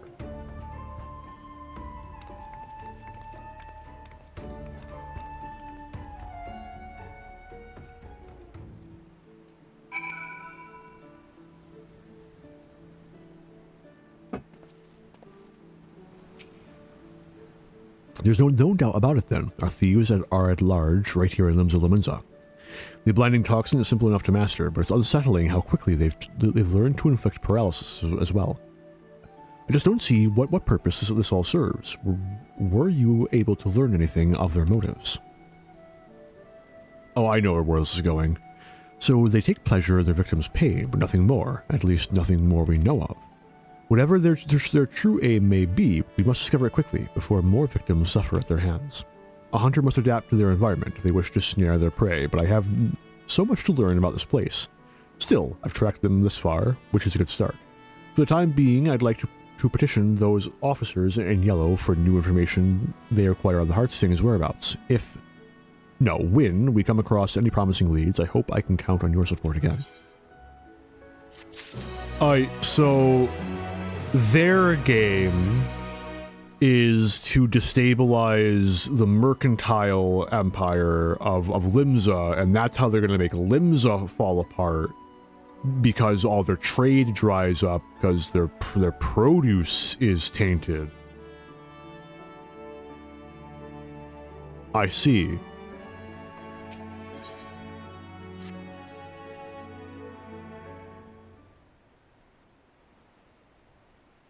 Say, Arentel, can you spare a moment? I'll try to start on a positive note then. The good news is that there have been no further incidents involving poisoned fruit. I should be happy about that, but not exactly conductive to tracking down our thieves. Despite my best attempts, my investigation's at a standstill. And then, coincidentally, Arentel, there it is. I bring news from the Coral Tower. A Lalafellan man matching the description of the fruit vendor was seen leaving the city with a hearing woman. It seems they are making for Alport. We've increased patrols of late, so if I had to guess, the culprits are finding it harder to operate within the city. Seems we forced them to withdraw for the time being. Alport, you say? That's on this island, isn't it? Yes, that's right. It's possible to go on foot.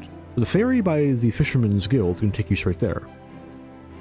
While we Yellowjackets must continue to keep an eye on things here, it's reassuring to know an adventurer of Arentel's caliber is on the case. If you plan to pursue the suspects, Alport's your best bet. That said, I should get back to work. It was an honor to meet you and your friend Arentel. Safe travels to you both, and give those crooks a good thrashing for me.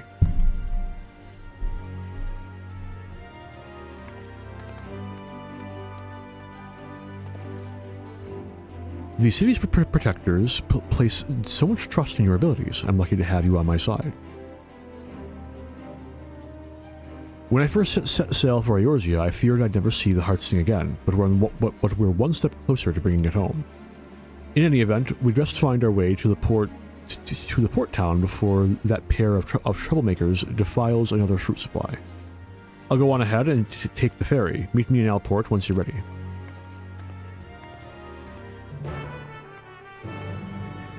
I mean, if they hit Wineport, you know...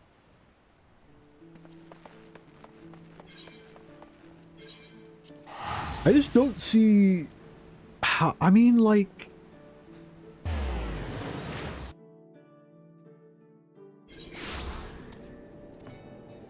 How are they going to destroy Limsa by just hitting their... Why are you too familiar? By just destroying their, like, produce trade. Limsa's got a little more than just that going on. It's a big part, but it's not the only thing. You know? Ah, there you are, Arentel. You are a welcome sight among such unfamiliar scenery. The ferry skipper was eager to teach me all about this area on the ride here, so I believe I have a general idea of what's what. Wouldn't want to lose my bearings on a hunt this important. I asked him about our merchants, but he said he hadn't seen a pair like that. The skipper did mention another merchant, though, one who is well-versed in the comings and goings of his fellow traders. If anyone sighted our unlikely duo, it's him. Let's hope it's enough to put on the culprit's trail again. The merchant we seek should be peddling his wares by the gates to Skull Valley, so let's start there.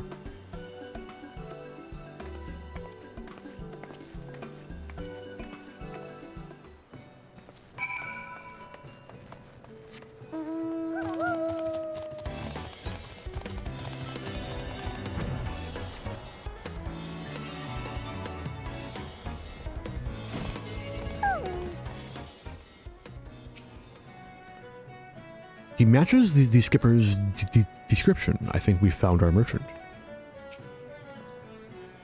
Can I help you? A Lullafellan and a hero traveling together. I've spied him, though I've never seen him before. They certainly made an impression. They sold some potions and elixirs to a pair of fresh-faced adventurers in the cheap, from what I could tell. If those merchants really are our culprits, then those potions are most likely tainted with toxins. Toxins, you say? That'll bode well. The adventurers who bought them, a marauder named Whistlam, and a conjurer named Zurig, already left for their next job. Said they were escorting one of the local farmers over to Swiftbirch. They're good lads, the two of them. They've been making life easier for the small folk here ever since they arrived. And I'd hate to see something happen to them. Someone needs to warn them about those potions right quick. Leave that to us. Swiftbirch is southeast of here, yes. Let's find them before the poison takes hold.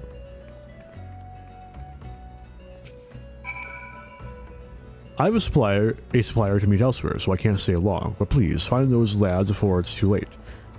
Keep your eyes peeled for a Rogan Marauder and a hearing conjurer on the road to Swiftbirch. That'll be Weislum and Zureg. I'm guessing Zureg is a Mikote? No, because if it's Mikote, it's a Keeper of the Moon. It's not a Lalafell. It's a Hearer.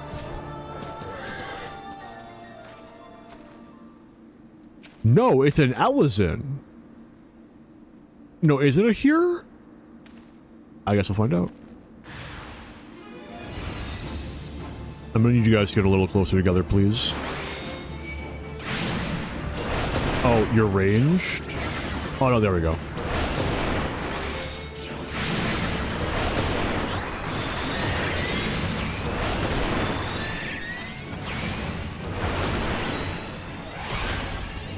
Damn, you're still alive.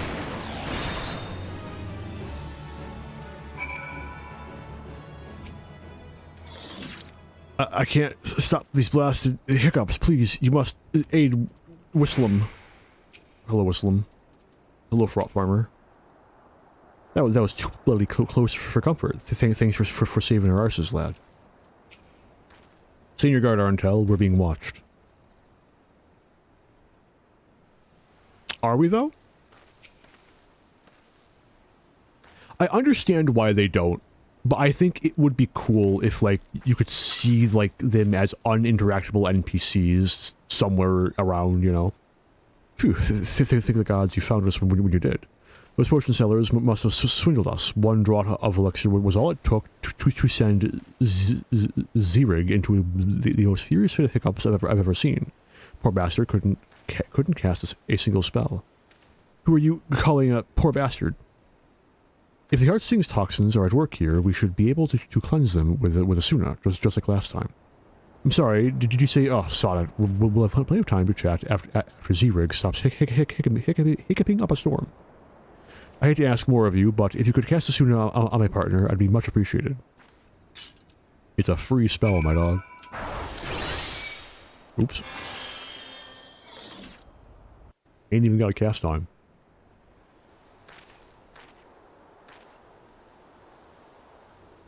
I can speak again. You have my thanks. Bloody hells. First we would waste our hard-earned coin on poison potions, and now there are killer mammoths on the loose. What's the world coming to?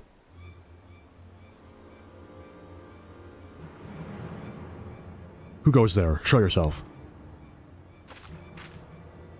Oh my, our spear-wielding friend is a sharp of eye.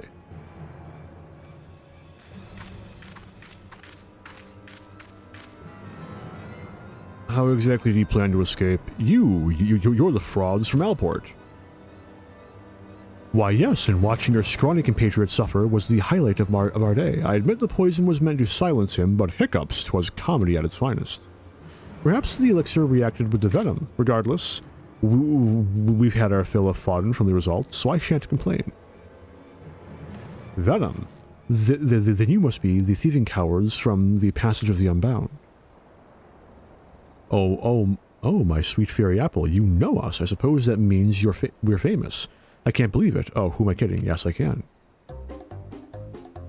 Indeed, I am the Passage of the Unbound's alchemist extraordinaire, the illustrious... Eliteet? Elreteet? Huh? I'm so very pleased to make your acquaintance. Coco-Oa. Coco-Oa at your service. I'm not going to try and say her name again. What is that? Helping Hand and Master of Mammoths. Your garb is ever so familiar to me, my dear. Ah, don't tell me. You hail from that little village in Tyrell, don't you? My goodness, you've come a long way. How was the voyage? Enjoying the sights? Enough. You've got a lot of explaining to do, starting with the reason you took the Heartsting. Is this part of your organization's grand scheme? Well, the apple bites back. It's true that my unbound compatriots harbor lofty ambitions, yes, but I've no interest in overthrowing nations. I merely crave the mires of chaos they've promised me. I aim to bring more laughter into this dreary world, one mischief and a few handy poisons at a time. Coco-Oa and I are having oodles of fun, expanding our repertoire of toxic treats. There's no greater kill to our thrills than a healer who can whisk our hard work away. Unless, of course, I master a toxin even he can't cure. Ooh, I do love a challenge. Now, I hate to leave you, my dears, but our work here is done, and we've a busy schedule ahead of us, mammoths to bend, venomous misdeeds to master. Ta-ta for now. No, wait, damn you.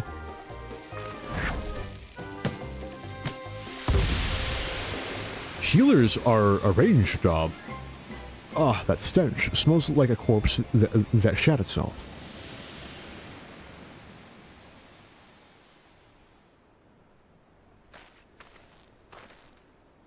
This odor is too much to bear. Take me home to the Twelveswood. Why, Slum? The air is cleaner there. Oh no! Don't you dare give out on me, Z-Rig. We still got a job to do. We mustn't keep our client waiting any longer. But we are in your debt. Thank you again for everything, Miss Lashkana. And this here is our intel. Take care of each other out there.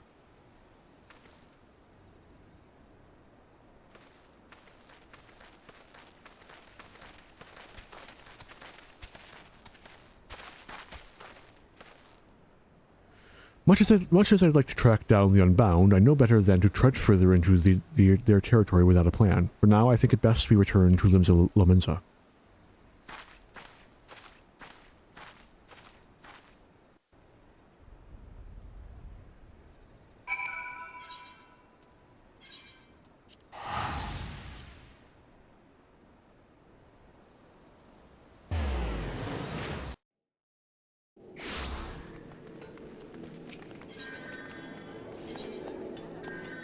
Oh. I guess we're just hoofing it then.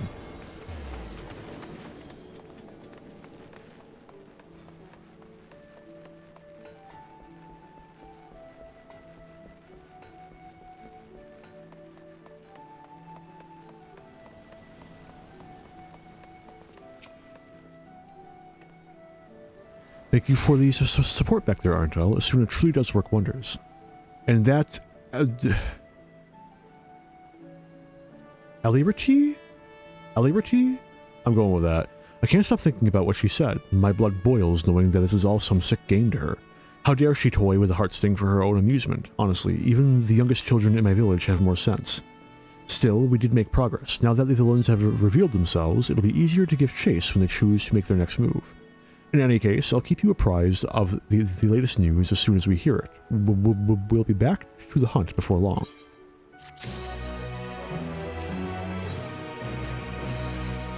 Oh, it's you, Arntel. You'll have to forgive me. You'll have to forgive the dour mood. I don't understand it.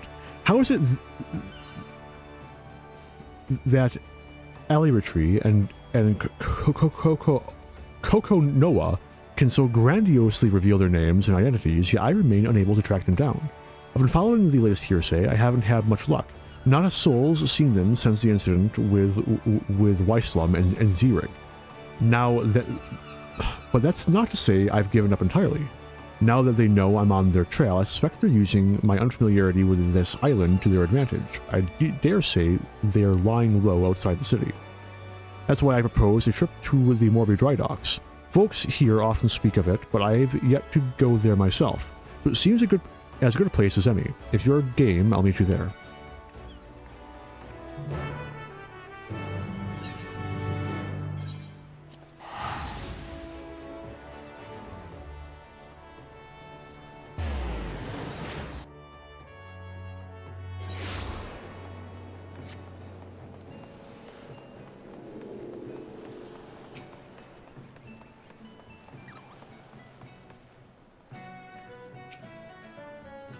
Where in the hells could he have gone?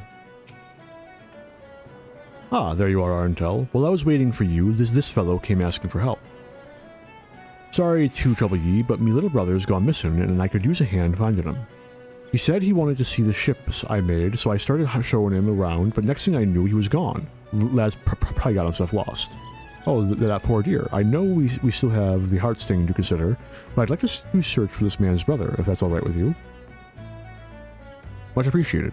I'm sure we'll find him all the faster with your help. Ye have me thanks. Me brother wouldn't say boo to a goose, so I doubt he'd leave the docks on his own.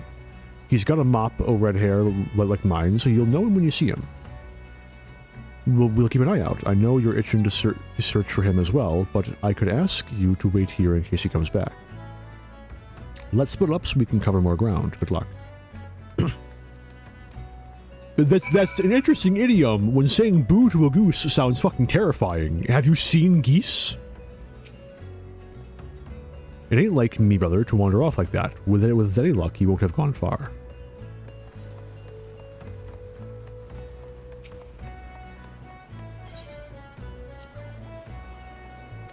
Another take I saw that I think is a little, that like actually raises like a bit of curiosity in me, right? Where like I kind of agree, is the fact that the item level reflection isn't necessarily a purely good thing.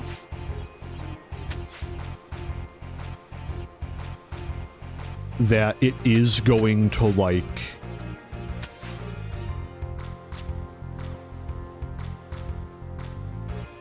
dramatically decrease the degree to which people will like spend time queuing for things, grinding the game, etc. But I honestly, I think I do agree that it will have a negative effect on queue times, like cross-board, because people will have less reason and less need to grind out content in order to gear themselves with the most recent dungeon. Or just gear in general, because, you know, there are multiple places and ways to get gear. However, I feel pretty comfortable in saying that they are substantially overblowing the degree of effect that's going to have on queues, first off. When you consider that, I'm very comfortable saying that upwards of 70% of the player base either don't give a shit, they're just aiming for like minimum eye level, and then there's logging in to like do the fucking story and like craft ancestral beast tribes. And the other part of that 70% will just buy gear off the market board on like 1, maybe 2 jobs. And then another portion of that 70% are just like already going to be thoroughly geared because they're playing consistently enough to like anyway, right? So I think on those grounds it's already going to have a reduced impact from how this specific video I have in mind is portraying it. It's not going to murder queues in the long term. And then the other layer to all of this is that any effect it is going to have is going to be largely diminished by regional duty finder. Simply opening up that pool so fucking much means that it's ultimately not going to matter. End of the day, our queues are still going to be shorter than they used to be. Because now you're pulling from the entire population of your region. You know? But I still think it's a interesting thing to think about. Like, what effect will being able to reflect your highest eye level onto whatever job, what effect will that have on like ongoing population maintain across a patch cycle? Because I do agree that it will have some deleterious effect on that, because now you only need to gear 1 job. I just think that making it out to be this huge, massive, terrible thing that is running completely antithetical to the ethos of MMOs in general, that's just gonna murder everything and ruin fucking population. You know, everything's gonna be fucking gonna take way longer to queue for because no one's gonna be running shit anymore. I just don't think that's accurate. I think that a pretty sizable portion of the player base is already in that mindset. I'm gonna play Dragoon, I'm gonna run Mistwake once, and then whenever it comes up in my roulette, and other than that, I couldn't give less of a fuck. My eye level isn't good enough. Well, I've been running my dailies semi-consistently for the past 2 months. I have 5 million gil. I'm just gonna buy a set of a courtly lever off the fucking market board and call it good. You know? It's more or less how I play. You know?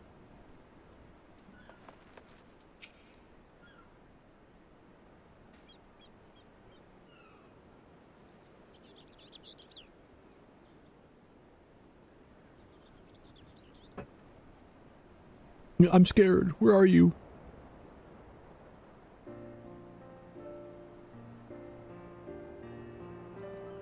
Huh? You're here to take me back to my brother.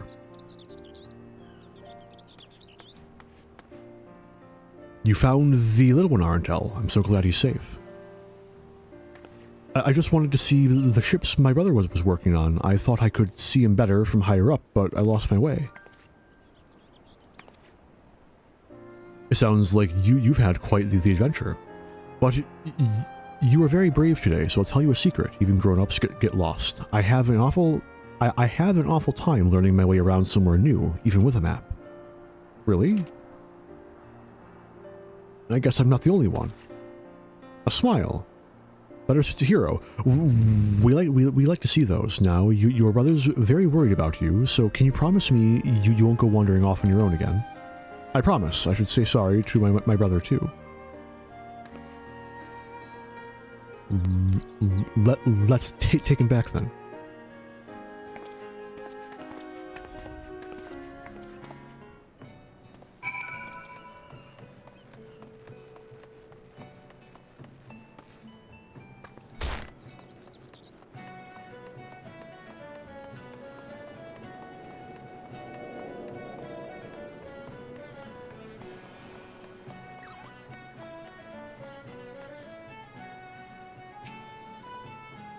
Brother.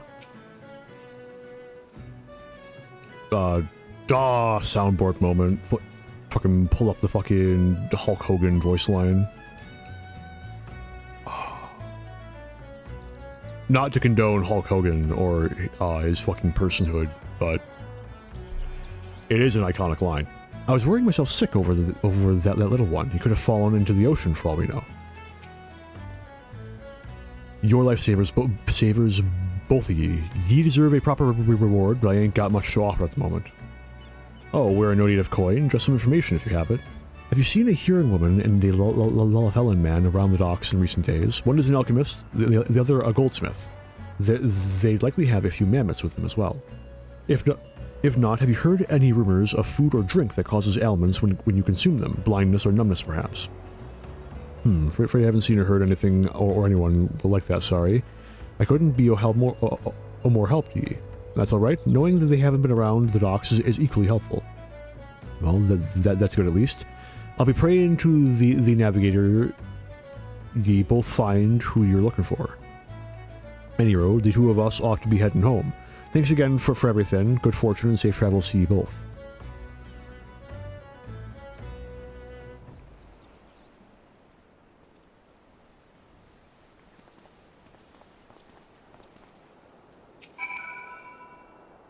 Still no word of the Unbound, but at least we could help those brothers. Children often let their curiosity guide them, which means they'll naturally wander off on their own adventures. I don't blame that man for worrying as much as he did. Something tells me you speak from personal experience. I do, in fact. I'm the oldest sibling in my family. I can't tell you how many times I've had to search for my brothers and sisters when they were growing up. Now that I think on it, I've barely even told you about my family, or my village, or anything really. I'd be happy to share a few stories if you'd like. The ocean view here is beautiful, so we may as well enjoy the scenery and relax a bit.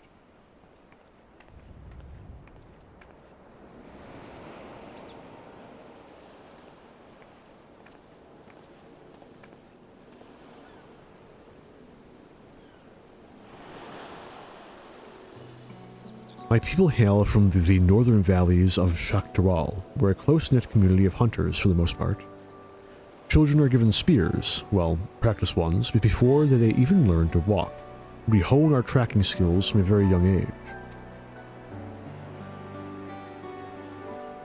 Is it that surprising? It seems second nature to me, but then again, I've encountered my fair share of surprises here as well. Our village rests in a veritable sea of poisonous plant and animals, so the slightest injury on a hunt can prove deadly. Thus, we believe it prudent to begin our training as early as possible.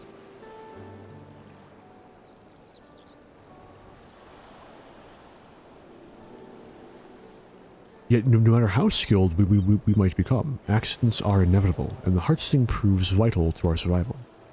Not only does it produce poison, it cleanses it as well. In the right hands, it can dispel some of the deadliest natural toxins known to mankind. It even purifies the beasts we hunt. In fact, our diet consists of highly venomous creatures, ones that would normally kill a grown adult if ingested. If you can ingest it, and it harms you, it's a poison. Are you telling me your entire culture has severe ulcers? Anyway.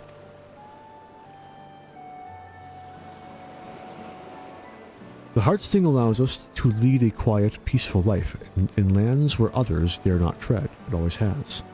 I suppose that's why I never imagined someone like Ellie Riti, I'll get it eventually, would take that away from us. When I left our village food stores were well stocked, but I can't bear the thought of my younger brothers and sisters going hungry. I must return the Heartsting as soon as I can, for their sakes. I wish to bring back their smiles and make them feel safe again, just as we did for that young boy. In any case, thank you for listening. Thinking of home puts me in good spirits. As long as I remember who and what I'm here for, I'll be alright, I know it.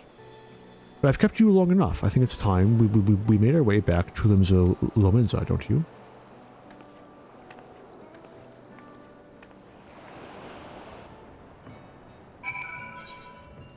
I turn in this quest, then I have to step away for I'm gonna say 10 minutes, but I've managed it in less. I have to set up my food for work. And then after I'll have another hour and a half to wrap up the healer quests, which I think is fairly doable.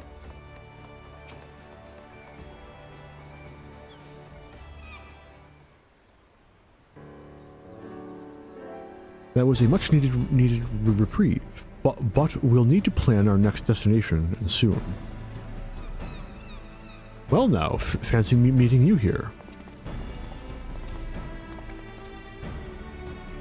It's good to see you two again. What brings you to Limenza? Nothing of import really, just a bit of restocking before our next drop.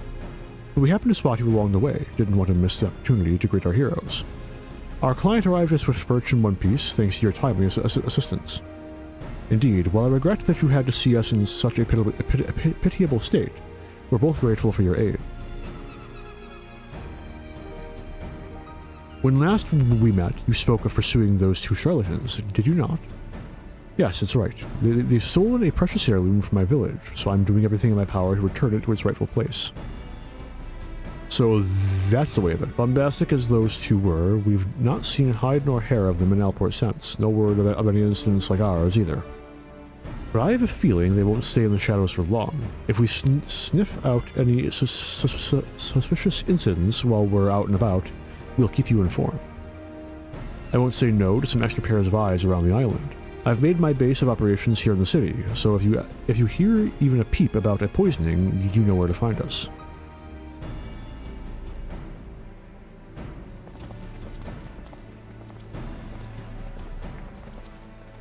Well, we may not have found any leads on Alriti, but I'm glad we had a chance to chat.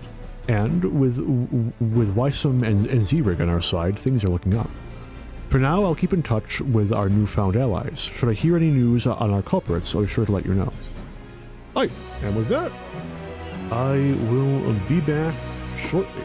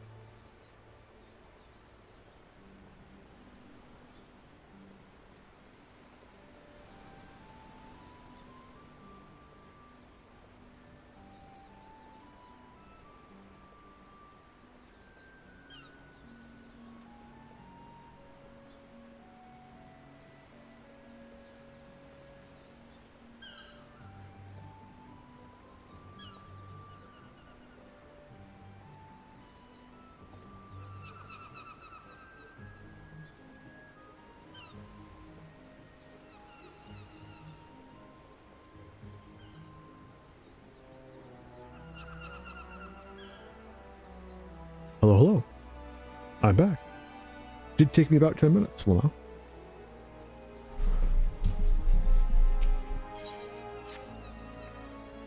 Arntel, am I glad to see you. I've just received word from Wyslum and Zrig. All culprits have finally been spotted. It seems the thieves headed for Upper Lanasia. I offered to make my way there as soon as I could, but Wyslum and Zrig said I should hang back for now. Once they've gathered enough information, they'll be heading back to Elport. Let's go and see what news they have to share.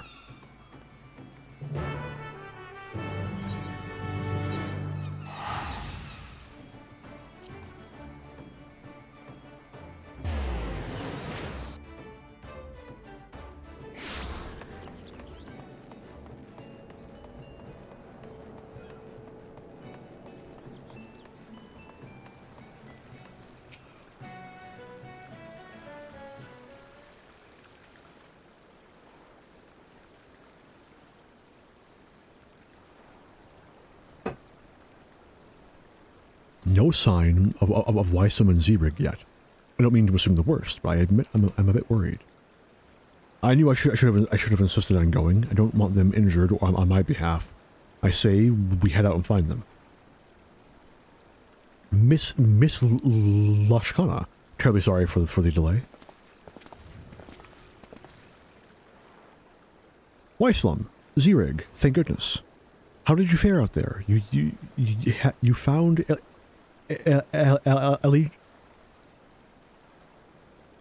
Alriti and Kokonoa, yes?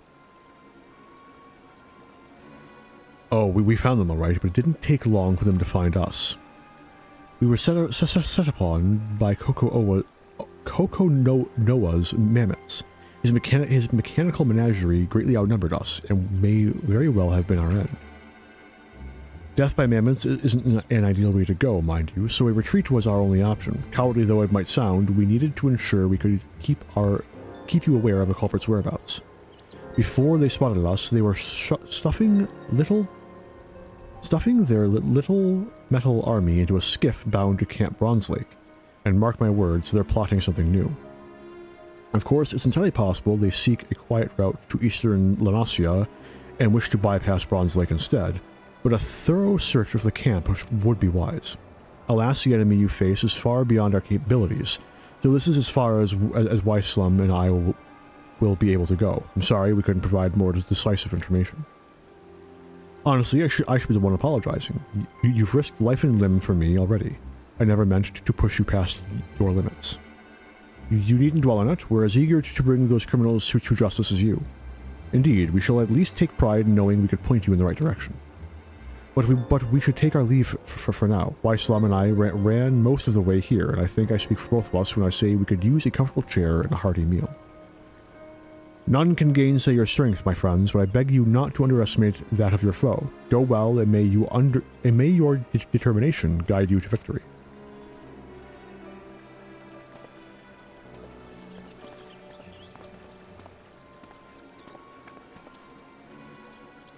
Camp Bronze Lake. The ferry skipper spoke of the place my first time here. We should hurry and seek passage before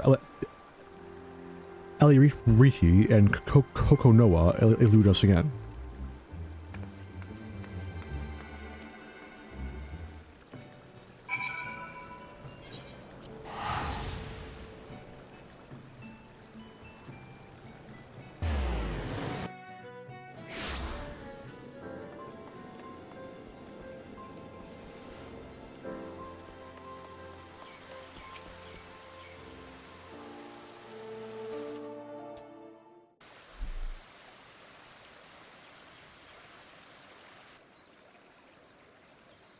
What a lovely camp. Now, if I were a half-crazed alchemist with the heart sting and a new scheme up my sleeve, where would I hide?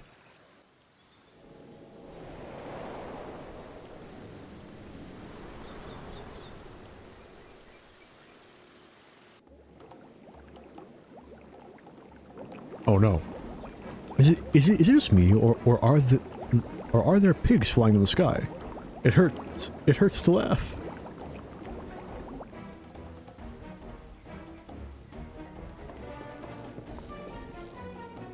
Oh dear, that doesn't bode well. To the upper levels, Arntel, quickly.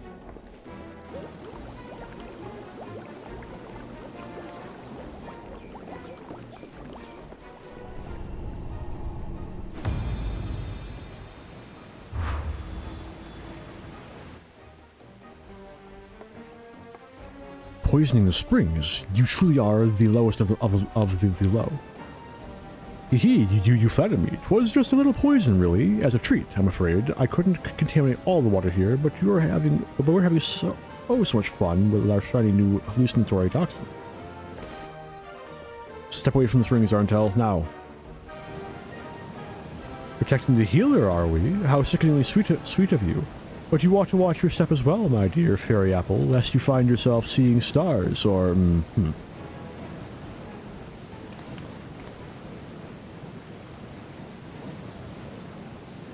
Elderberry tree is Autumnus.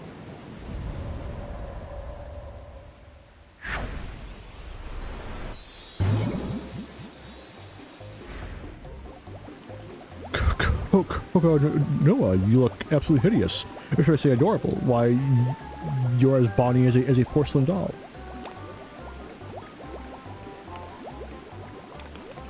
The hell are you on about? Oh, very interesting. Yes, very interesting indeed. I believe I may have poisoned myself. Now there's a predicament. And guess what? Do you recall those antidotes I prepared at the base? Because I've forgotten to bring them. You are your own worst enemy. Did you know that? I suggest we retreat before you decide to dive headfirst in the springs for fun.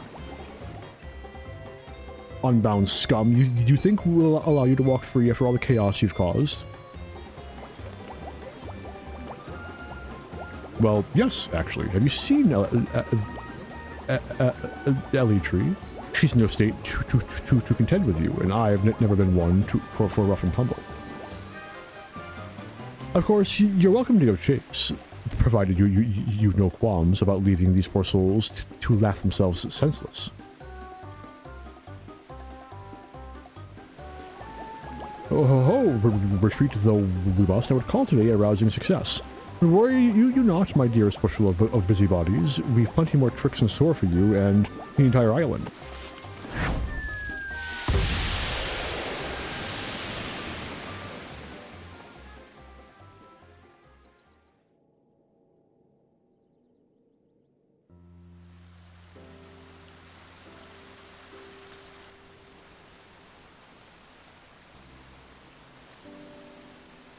I don't sense any toxins in the water anymore, so the springs should be safe again.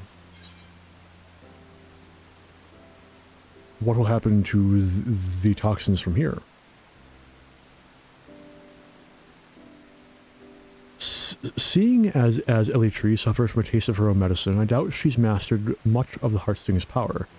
As such, any poisons she produces from it should be relatively weak. Most of her handiwork is already evaporated with the steam. One might compare it to the way those awful unbound smoke bombs dissipate, and thank goodness they do.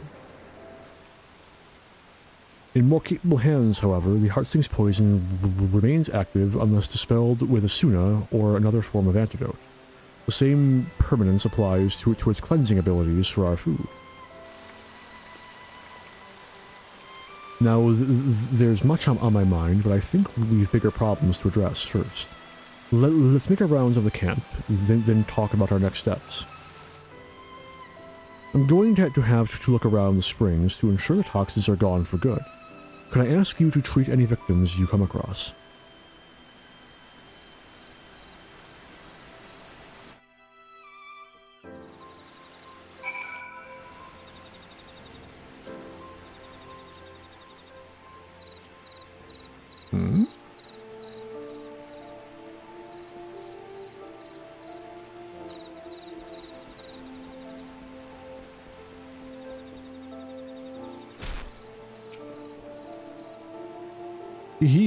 Everything hurts. Someone please end this nightmare.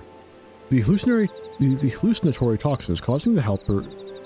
This helper fits of unending laughter. Dispel her ailment with a Suna. Poke.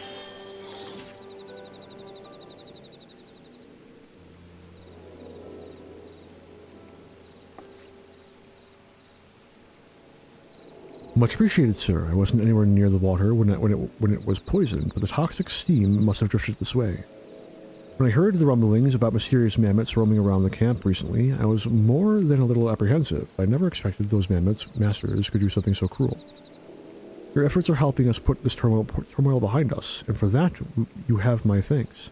But I can't simply let you administer this aid alone. I should tend to the remaining victims as well.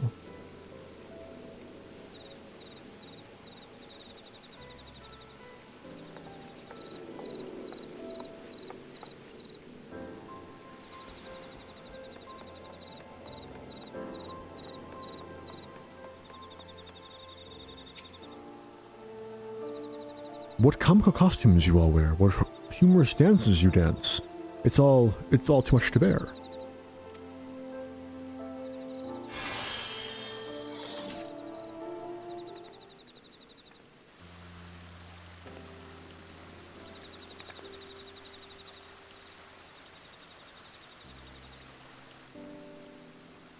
My costumed compatriots, they're gone. Farewell, my visions, may you revel on in my memory. They say laughter is the best medicine. I feel far worse than before. Many thanks for putting an end to it. I think I've earned myself another soak and an extra flagon of mulled wine. Pleasant travels to you, healer.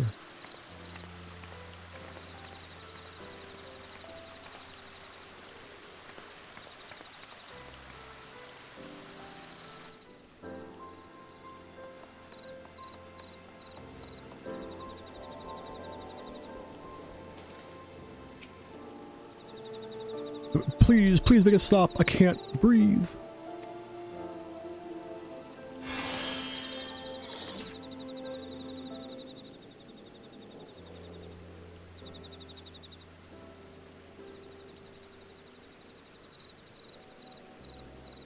Oh, thank the gods. I wasn't expecting to nearly laugh myself to death at a place meant for healing, but at least I can breathe easy again. I hear you're chasing after the ones who did this. You're either very brave or very reckless, but I'm inclined to assume the former. Any road, all that laughing has exhausted me, so I may as well take a break from my soak. Thank you again for your kindness, and may the navigator keep you.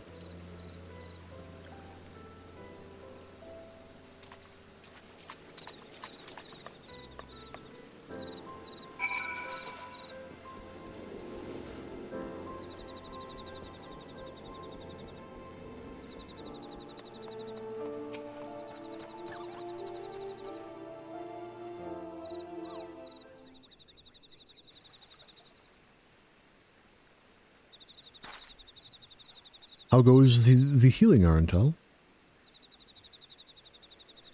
Wonderful. I'm glad Asuna proved effective. For my part, I've given the springs a thorough look. Toxins have dissipated completely, so the bathers should be safe from here on out.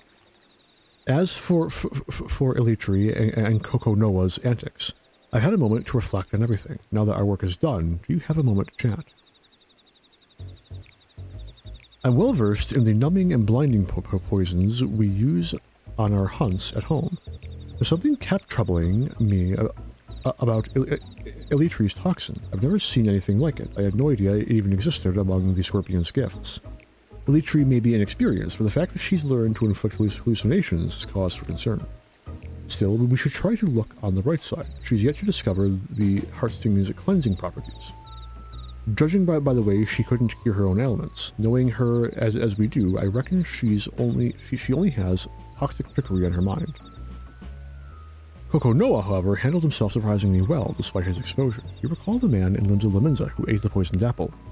He claimed that Coco Noah took a bite, yet never suffered its ill effects. He must have some manner of immunity, but how?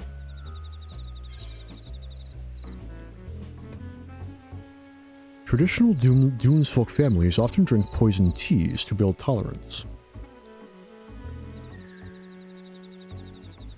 How intriguing. So instead of using an heirloom like the Heartsting, the Dunes folk train their bodies to endure fatal toxins. I'd be interested to try that tea as long as I had an antidote in hand. I didn't realize Coco Noah might have had that sort of upbringing. It would certainly explain why Elitri's tricks don't seem to affect him. Few in my village would ever think to consume potentially lethal food or drink without drawing on the Heartsting's power, yet the Dunes folk do it gladly. The more I consider our differing approaches to poison, the more fascinating it becomes.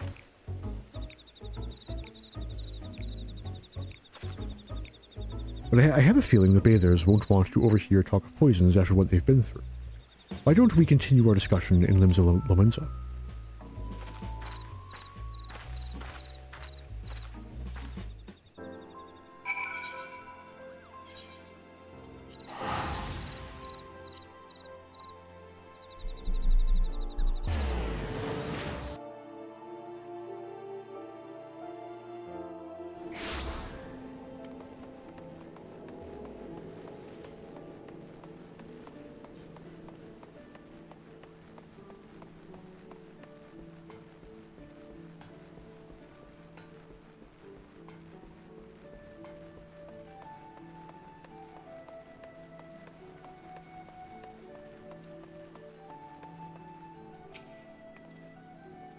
Phew, I know I've been anxious to ascertain our thieves' whereabouts, but things escalated far quicker than I thought. Your presence throughout the whole ordeal was a welcome one, Arntel.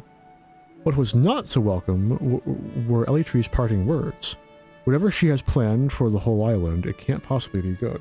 Her acts of mischief have only grown worse since I arrived in the city. We must take the Heartsting back before she causes any lasting harm.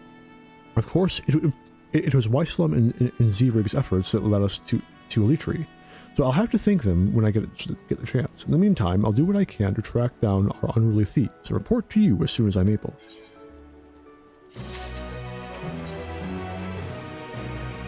Arntel, I'm glad you're here.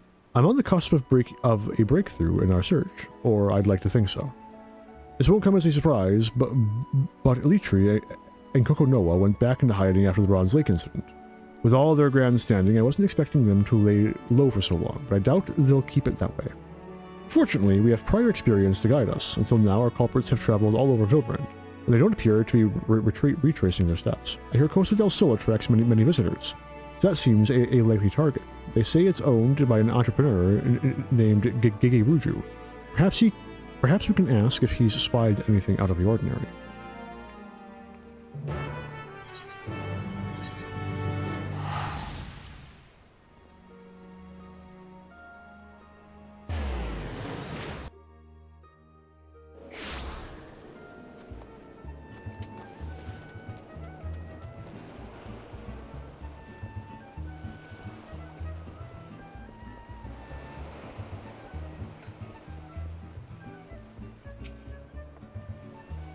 What picturesque scenery! I hadn't expected Costa del Sol to be so grand. From what I gather, Gege Ruju should be just up ahead. I don't suppose you've already acquainted with him. For better or for worse, yes. That's not very encouraging. As long as you're on good terms, or good enough terms, I'm sure we'll be fine. In any case, let's be on our way.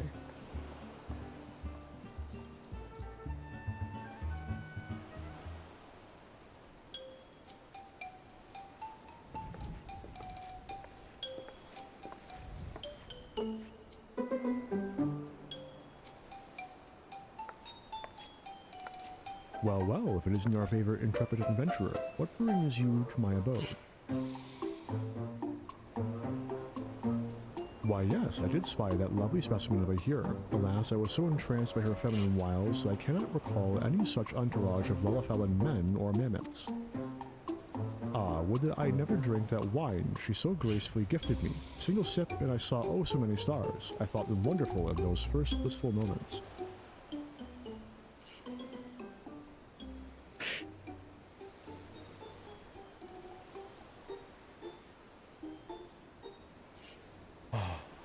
Just a moment. I partook of the drink amongst my retinue of kittens, yet as the rush of stars subsided, I found myself surrounded by a flock of unfamiliar faces instead. At first I presumed the wine caught up to me faster than I had anticipated, but time passed, and the unknown faces stubbornly remained. I dashed across the shore in terror in the midst of the mayhem. I could hear her, the wine-wielding beauty, maniacally laughing in the distance with some other chap. I feared these cackles would be the last thing I ever heard. Which is precisely why I found it appropriate to slap the sense back into him. Judging by the way Master Gege Ruju was darting around at the time, I suspected he'd been in his cups, drink the whole bloody bottle too, so if you wish to investigate the wine itself, I'm afraid that won't be possible. Can you blame me? Questionability of her wine aside, the woman was immaculate, a sight for sore eyes. Any gentleman of taste would have fallen for her tricks.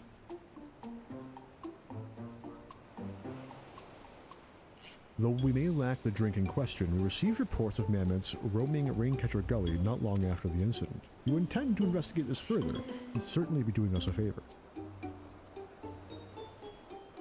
Any news of wayward mammoths is promising for us. We'll give the gully a look and relay to you whatever we find. Godspeed out there.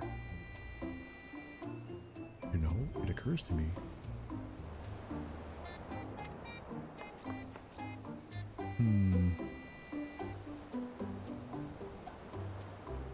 I'm gonna finish out the cutscene like this, and then I'm gonna turn it off, but this is giving me promising findings. Then our next destination is clear, but before we depart, Arntel, might I have a word?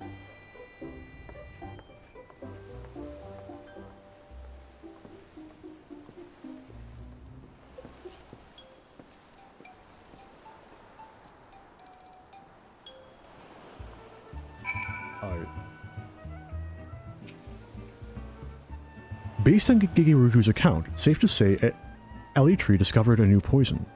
While similar to the hallucinatory toxins she used at Bronze Lake, we dropped the camp. It strikes terror into the hearts of his victims instead. I have a bad feeling about this. She's gaining proficiency with the heart sting at an alarming rate.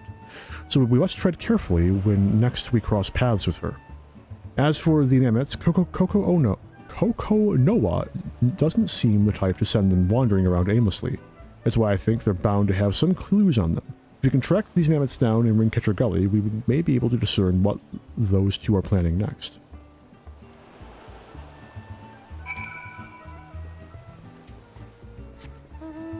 To give commentary to my concern, I turned the... I'm forgetting what it's called, and hovering over it isn't giving me the name. It's the thing where it plays my audio back at me. And for reasons I cannot begin to understand, that did seem to aid with my stammer a pretty fair degree.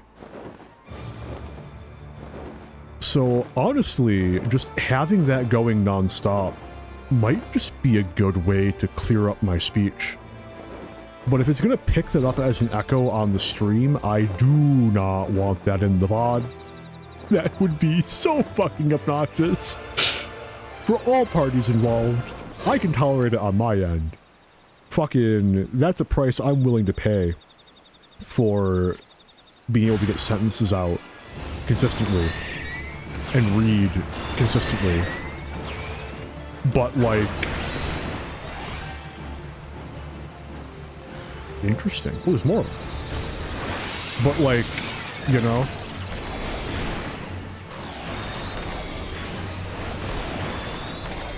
I think it's entirely tenable that OBS does not capture its own audio output. And even if it does, there may be a way around it happening. Such as by doing like application audio capture, right? Phew, I think we've cleared out the mammoths. How fared your hunt?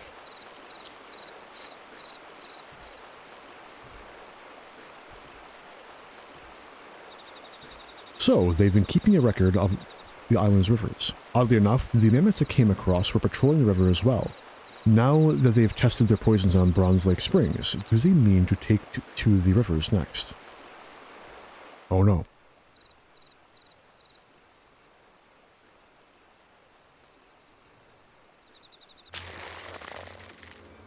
Oh no again. Arntel, watch out! Oof.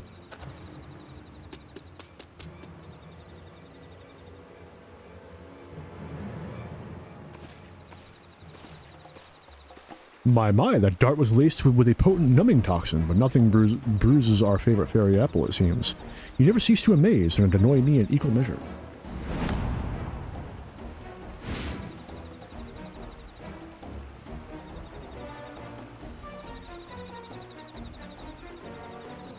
She's like to have the same manner of immunity as I. Her village was positively brimming with poisonous flora and fauna after all. I have a request for you, my dears. Would you please give up on your little trinket, pretty please? Wish only to revel in the fruits of my devilry, yet you continue to spoil my every attempt. And trust me, I despise our conflict as much as you do. Indeed, do you think we enjoy watching our finest mammoths suffer at your hands? Enough, if you truly wanted to end this, you'd hand over the heartsting. The Scorpion's gifts weren't meant for a petulant childish criminal like you. Fine then, no more Ms. Nicely Tree, but answer me this. Who have my antics killed, hmm? Who? No one, I remind you. So why must you refuse me? Why must the world refuse me? Our blighted society has ever looked fondly upon my love for mischief. For years or has never looked. For years I despaired until my unbound family and its leader granted me the greatest gifts of all, love and understanding.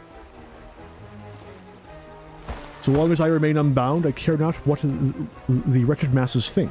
I shall play my tricks as my heart desires, and all who stand in defiance will know my wrath. That includes you, my dears. My next scheme will finally plunge this island into the chaos I so desperately crave, and I will stop at nothing to see it realized.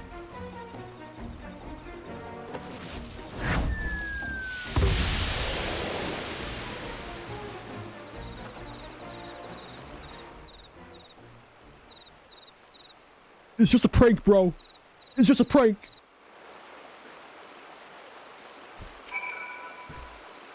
Sorry to worry you, Arentel. I'm feeling much better now. I'm ashamed I didn't see the mammoth's presence quickly enough, but I'm glad you came out of the ambush unscathed. That aside, I wish they didn't use such putrid smoke to make their exits. I don't know if my nose or stomach can take any more of those awful bombs. With Litri and Coco Noa gone, I doubt we'll be able to find much else here. Let's return to Costa del Sol and inform them of the latest.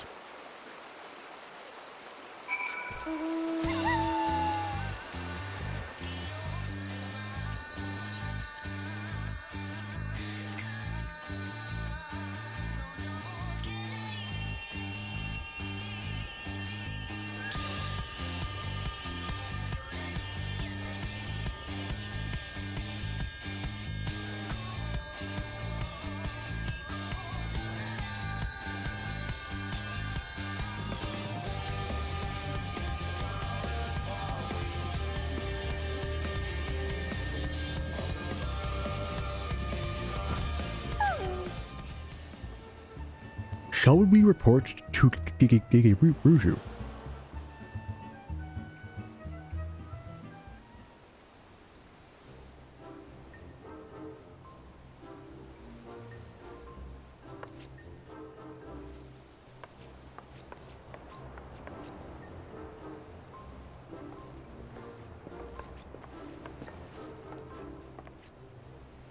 Back already? How fortuitous, or ominous, or both even. I take it you found those wayward mammoths. Surveying Vilburn's waterways, are they? After the recent poisoning at Camp Bronze Lake, we have reason to believe the culprits are planning to make Vilburn's rivers their next target. So the culprits are the ones and are one and the same. I've had my suspicions since I caught wind of the incident at Warm Wine Springs. Regardless, this bodes ill. We may not know which of these rivers they'll strike until it's too late. Well, I shall not stand for any more preposterous poisonings. It would be prudent to inform the Maelstrom of these potential horrors. The one who poisoned you, her name is Eli Ritri. He stole something precious from my village, and I must recover it, no matter the cost. If you learn anything of her whereabouts or her plans in the coming days, anything at all, I'd like to hear of it as well. Hell's been finding her, A brave one you are. Ho, I couldn't possibly deprive a lovely lady of the information she requires. Worry not, for my servants shall sally forth in your general direction the moment they hear of Eli Ritri's newest steeds. Thank you, that'd be much appreciated.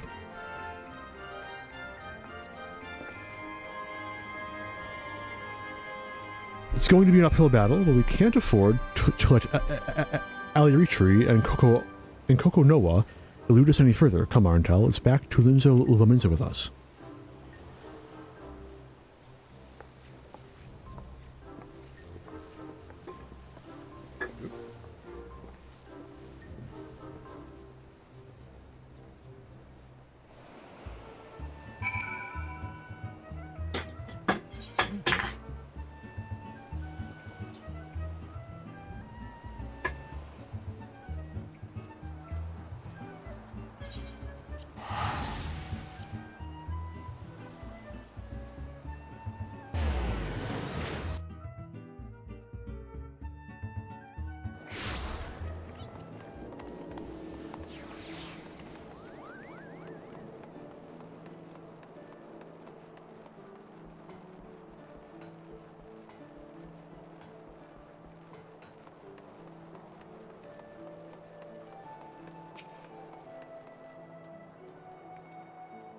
Thank you as always for your support, Arentel. DT-RQ was interesting, to say the least, but I'm glad we obtained the information we needed. I don't know why I allowed Ellie Retreat to say her piece.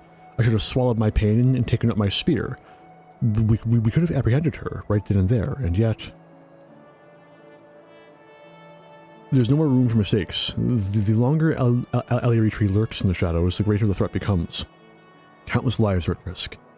The next time we find her, we end her tricks once and for all.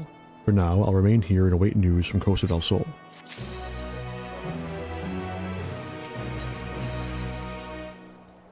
An antidote for anarchy goes kinda hard, not gonna lie.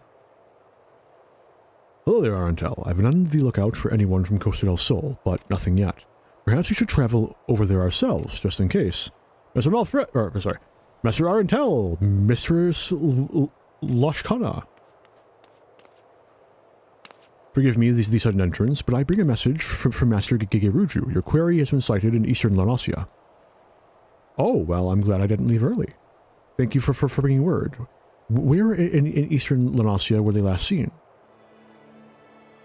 The Salt Strand. Master Wisecret but recently received a report from Mistress Brayflocks, a trusted associate of his.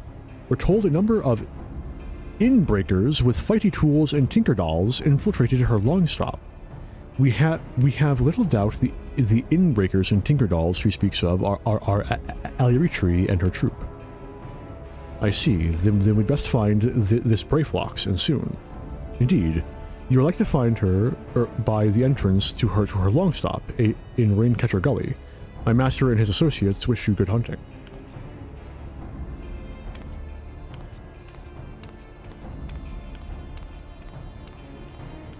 We should get a first-hand account from Brayflocks as well. Perhaps she'll have more to tell. Let's be off, Arentel.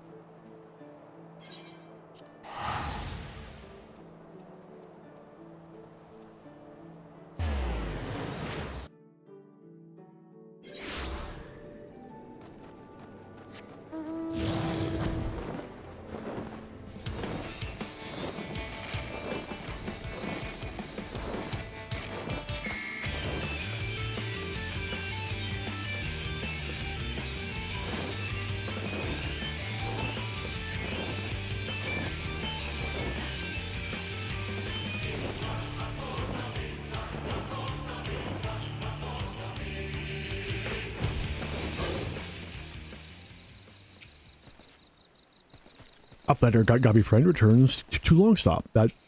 Thank you so much. So, this is Brayflocks. I told her she reminded me of a moblin, but I got a bit of a scolding for that. Not mobbies, she said. Gobbies. Yes, gobbies, and gobbies require hand lending to back strike at inbreakers. Inbreakers bring big flock of tinker dolls to search for watergush. Watergush. Does Elitri mean to poison the island's water source? This must be why they were researching the rivers. If the toxins are strong enough, anyone or anything that draws near the water would grow terribly ill. All of Vilbrind would fall into disarray. Poison makes no good for Gobbyflock, no good for Vilbrind. Narrow hearts in need of many punishings. This goes far beyond trickery. We must find Ellie Retreat. We must end Ellie Retreat's ambitions here and now. I doubt she'll come quietly, and she has the heart sting at her disposal. But with your aid, Arentel, I know we can take it back. As soon as you're ready, we'll storm the long stop. Well, this is it. Ready to storm the long stop, Arentel?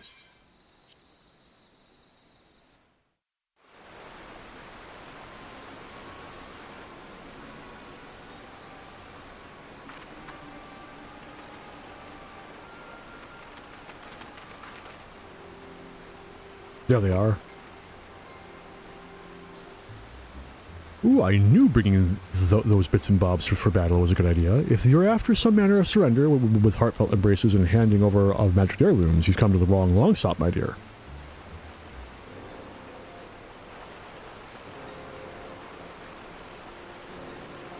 You monster, you plan to poison every waterway in Vilburn, don't you? But of course, the trick is to let the poison stew for a few bells, with a healthy helping of these tantalizing toxins and a drop of advanced alchemical processes. Poof! This eyesore of an island will get a taste of my finest work yet. My latest masterpiece neither dissipates nor evaporates, and no amount of inherent immunity can save you from its influence.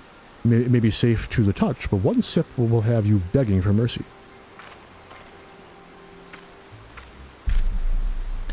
That's no jest, by the way. I won't begin to describe what manner of havoc the experimental dose wreaked on me, but I will look forward to seeing how it affects the general populace.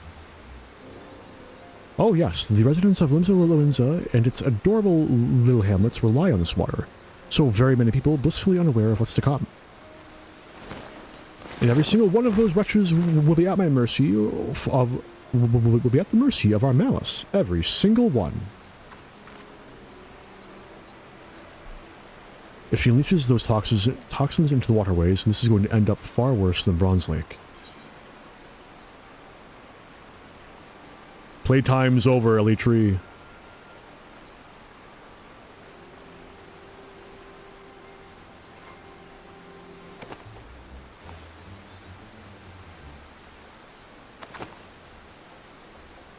Your precious scorpion once hunted prey with these poisons, yes? Perhaps I should learn from its example and revel in the thrill of the chase.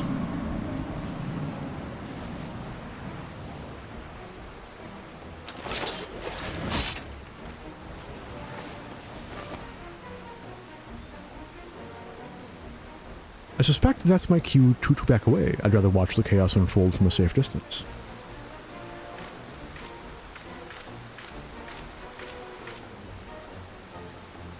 These venomous gifts keep on giving. My very aether is infused with their essence. So now, my dears.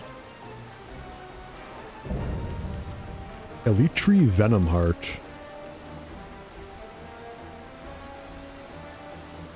It's time I hunt you for a change.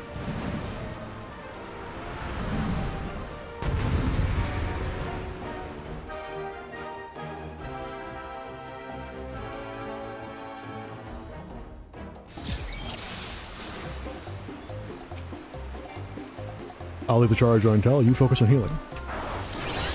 I can! Bog.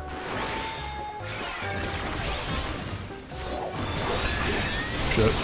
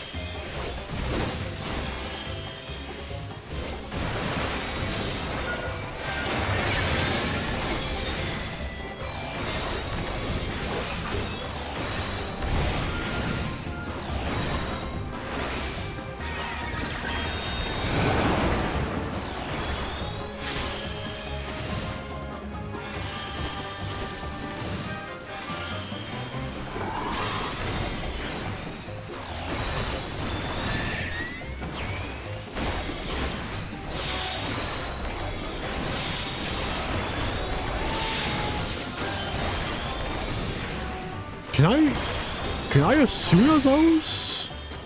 No? Okay.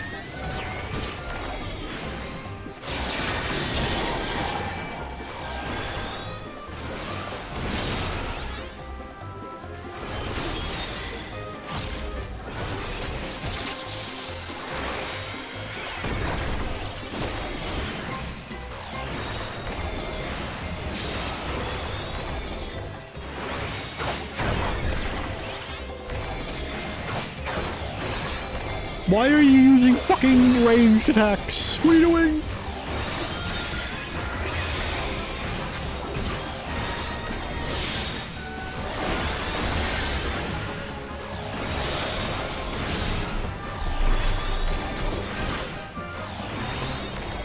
I don't think he's doing very good.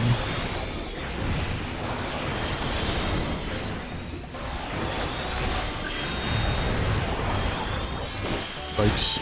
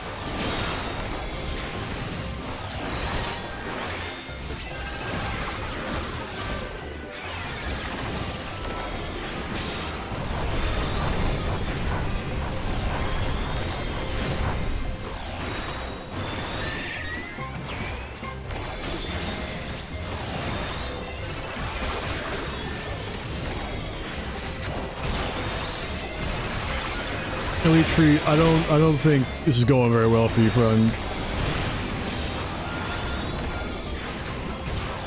Oh, you're just invulnerable. Full Master Raw, fair enough. Oh.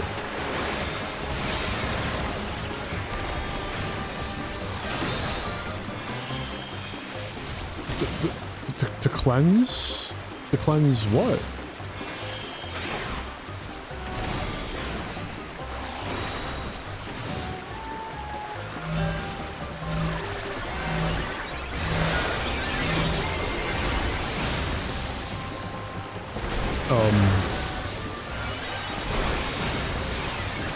You're gonna have to forgive me for having my doubts, but you're getting a little close, don't you think?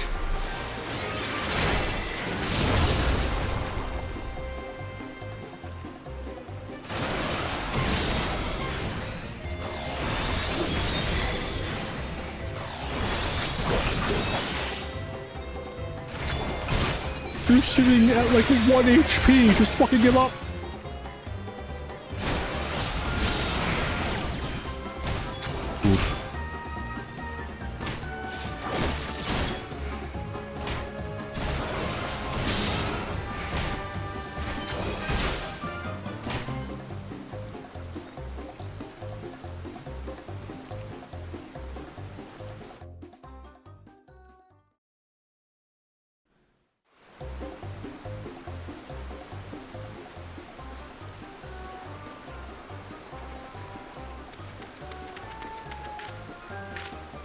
Enough, Elite Tree. We must escape while we still can. A smoke bomb, quickly. Ugh, fine. Have it your way.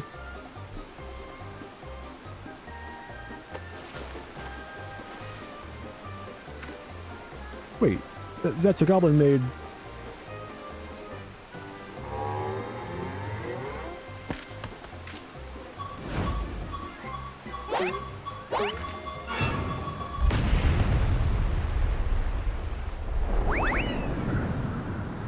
No, no, no, no! You'll rue the day you made enemies of young Bao! Team Rocket's blasting off again!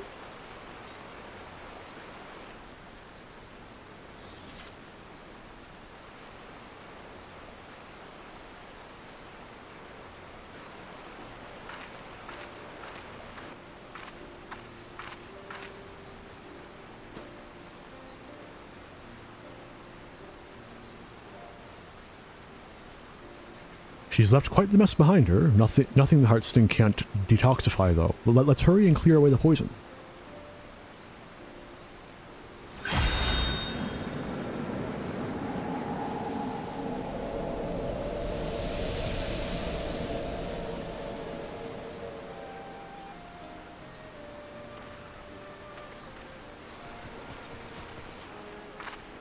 There you are, Arentel. We came running once you heard the explosion, but I'm pleased to see you're none the worse for wear.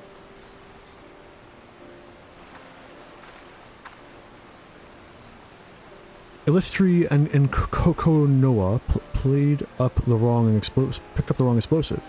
We should consider ourselves fortunate. The Goblin bombs resemble unbound smoke bombs. Gobby booms and friendly faces win the day. Inbreakers go flying skyward.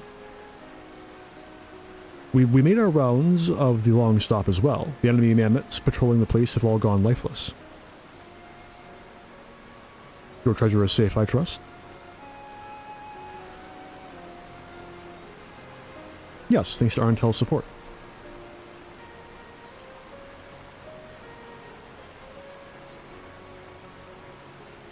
Very good. Should those troublemakers survive the impending fall, they won't pose the same threat without it. If they do happen to show their sorry faces around here again, I've notified the Yellow Jackets to be on the lookout for them. They send their regards and their deepest gratitude, of course.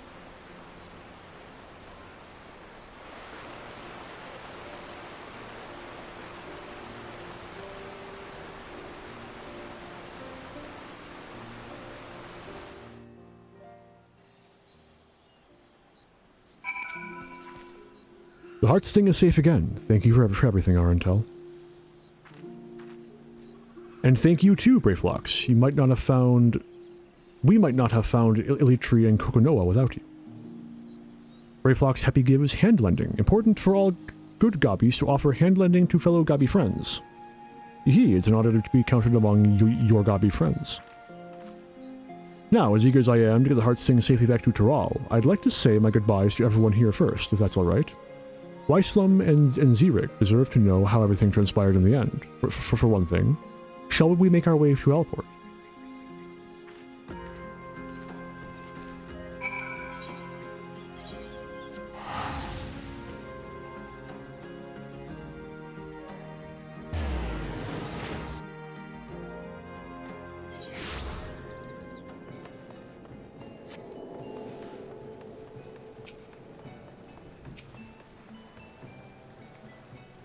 I'm relieved our troubles are over, but I've never been good at farewells.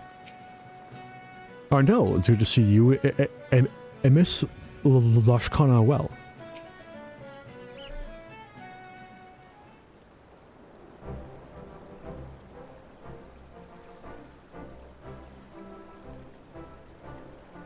Well met, you two. How fares the hunt for Litri? Concluded. Sent them flying, did you? Now those are what I call good tidings. To think that they'd confuse a goblin explosive for their own smoke bombs. Ha, serves them right, I say. With Ms. Lashkana's heirloom returned, we can breathe a collective sigh of relief. I, for one, am pleased there will be no more risk of poisoned elixirs. I wouldn't have wished those hiccups on my worst enemy.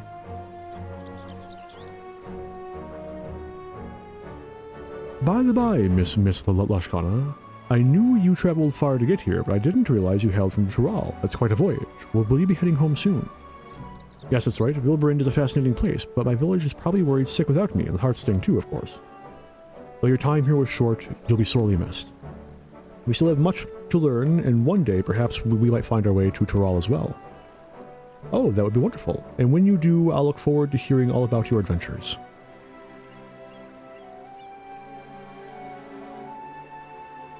And you, we had a feeling you were no ordinary adventurer. Imagine our surprise when we learned you were the savior of the realm himself. One of our Yellowjacket acquaintances boasted about meeting the Warrior of Light while investigating the cereal poisonings, and that's when it dawned on us. She sends her regards, by the way. We've miles to go before we reach your lofty heights, but God's willing, we'll try to rise to the challenge. Indeed, you've given me much to aspire to as a fellow healer, and I shall do my utmost to follow your shining example. Be well, you two, and may we meet again on distant shores. Thank you both for your help. I'll never forget it. It's time I returned to Tuliolal. It would mean the world to me if you would come to Arentel. I wouldn't want to report my success to Neopine without you.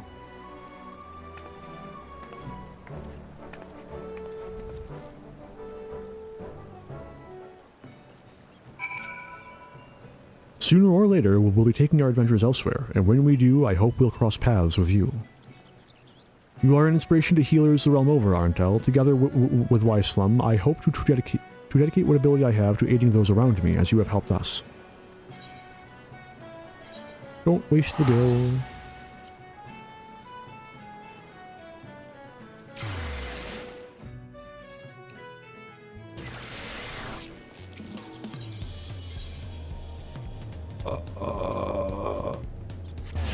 Close enough.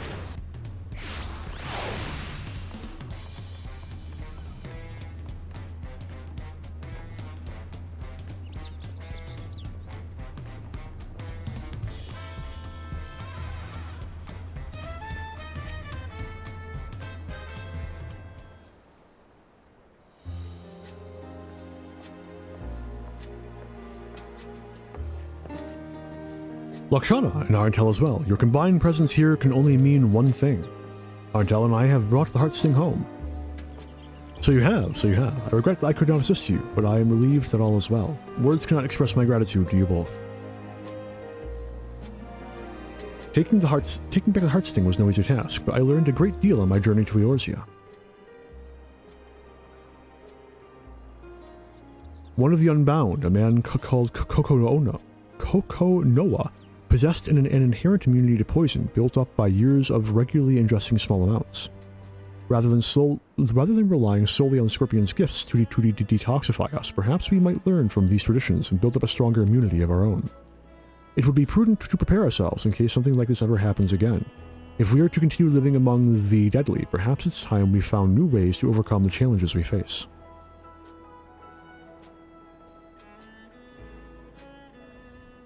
Throughout my life in the village, I thought I knew everything there was to know about the Heartsting, but I now understand that the Scorpion's gifts can easily become a curse in the wrong hands. Its power can poison a single water source, threaten countless lives on a whim.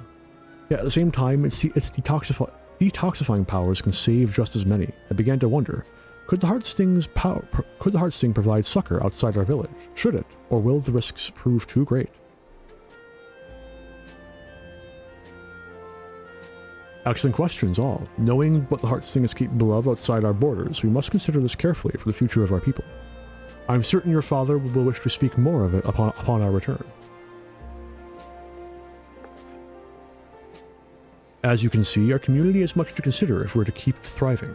But for the moment, I'm simply glad the Heartsting is back in Tural, and I can't thank you enough for your help. Until I met you, I've never hunted alongside a healer, but knowing I had your support filled me with courage. Yours is a heartening presence, one I'm going to miss dearly. You have my gratitude and my trust, Arentel, now and forever. But as much as I'd like to, I won't keep you any longer. Neopine and I have a long trek home. I wish you all the best, and I know we'll meet again someday.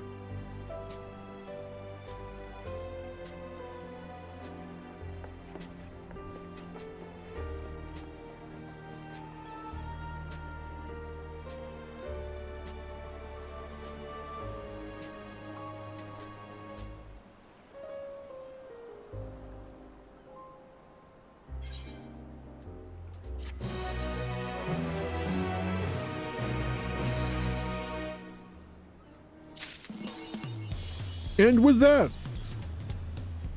I think that's all. I don't think I know. That's all I have time for. That was nice. ISP didn't fuck me over. Fun little story, entertaining. I can appreciate the Saturday morning cartoon nature of these quests. But with that, I will be wrapping for the day. No promise of a stream tomorrow. And if I don't stream tomorrow, I almost definitely won't be streaming Tuesday. But it's all up in the air. The weight of my deadline may press me in ways I do not foretell. Another note, the VODs, I have decided, will not be going live until I have completed all of them. For thumbnail reasons, I want to get a thumbnail of this whenever the entire quest line is complete, as I suspect it will change in some way. Maybe I'll be wrong. But, yeah, I don't think any of them really have any vistas I want to thumbnail, and I really don't want to use my generic thumbnail, so, yeah. Given that I pay for Turbo, all the VODs will hopefully still be live for the entire duration I'm going through these on Twitch, in case that's at all a thing to think about. Anyway, with that, I'm going to call it here. I want to thank anyone for stopping by who did. I really appreciate anyone who gives me the time of day. And until I stream again, have a good one all.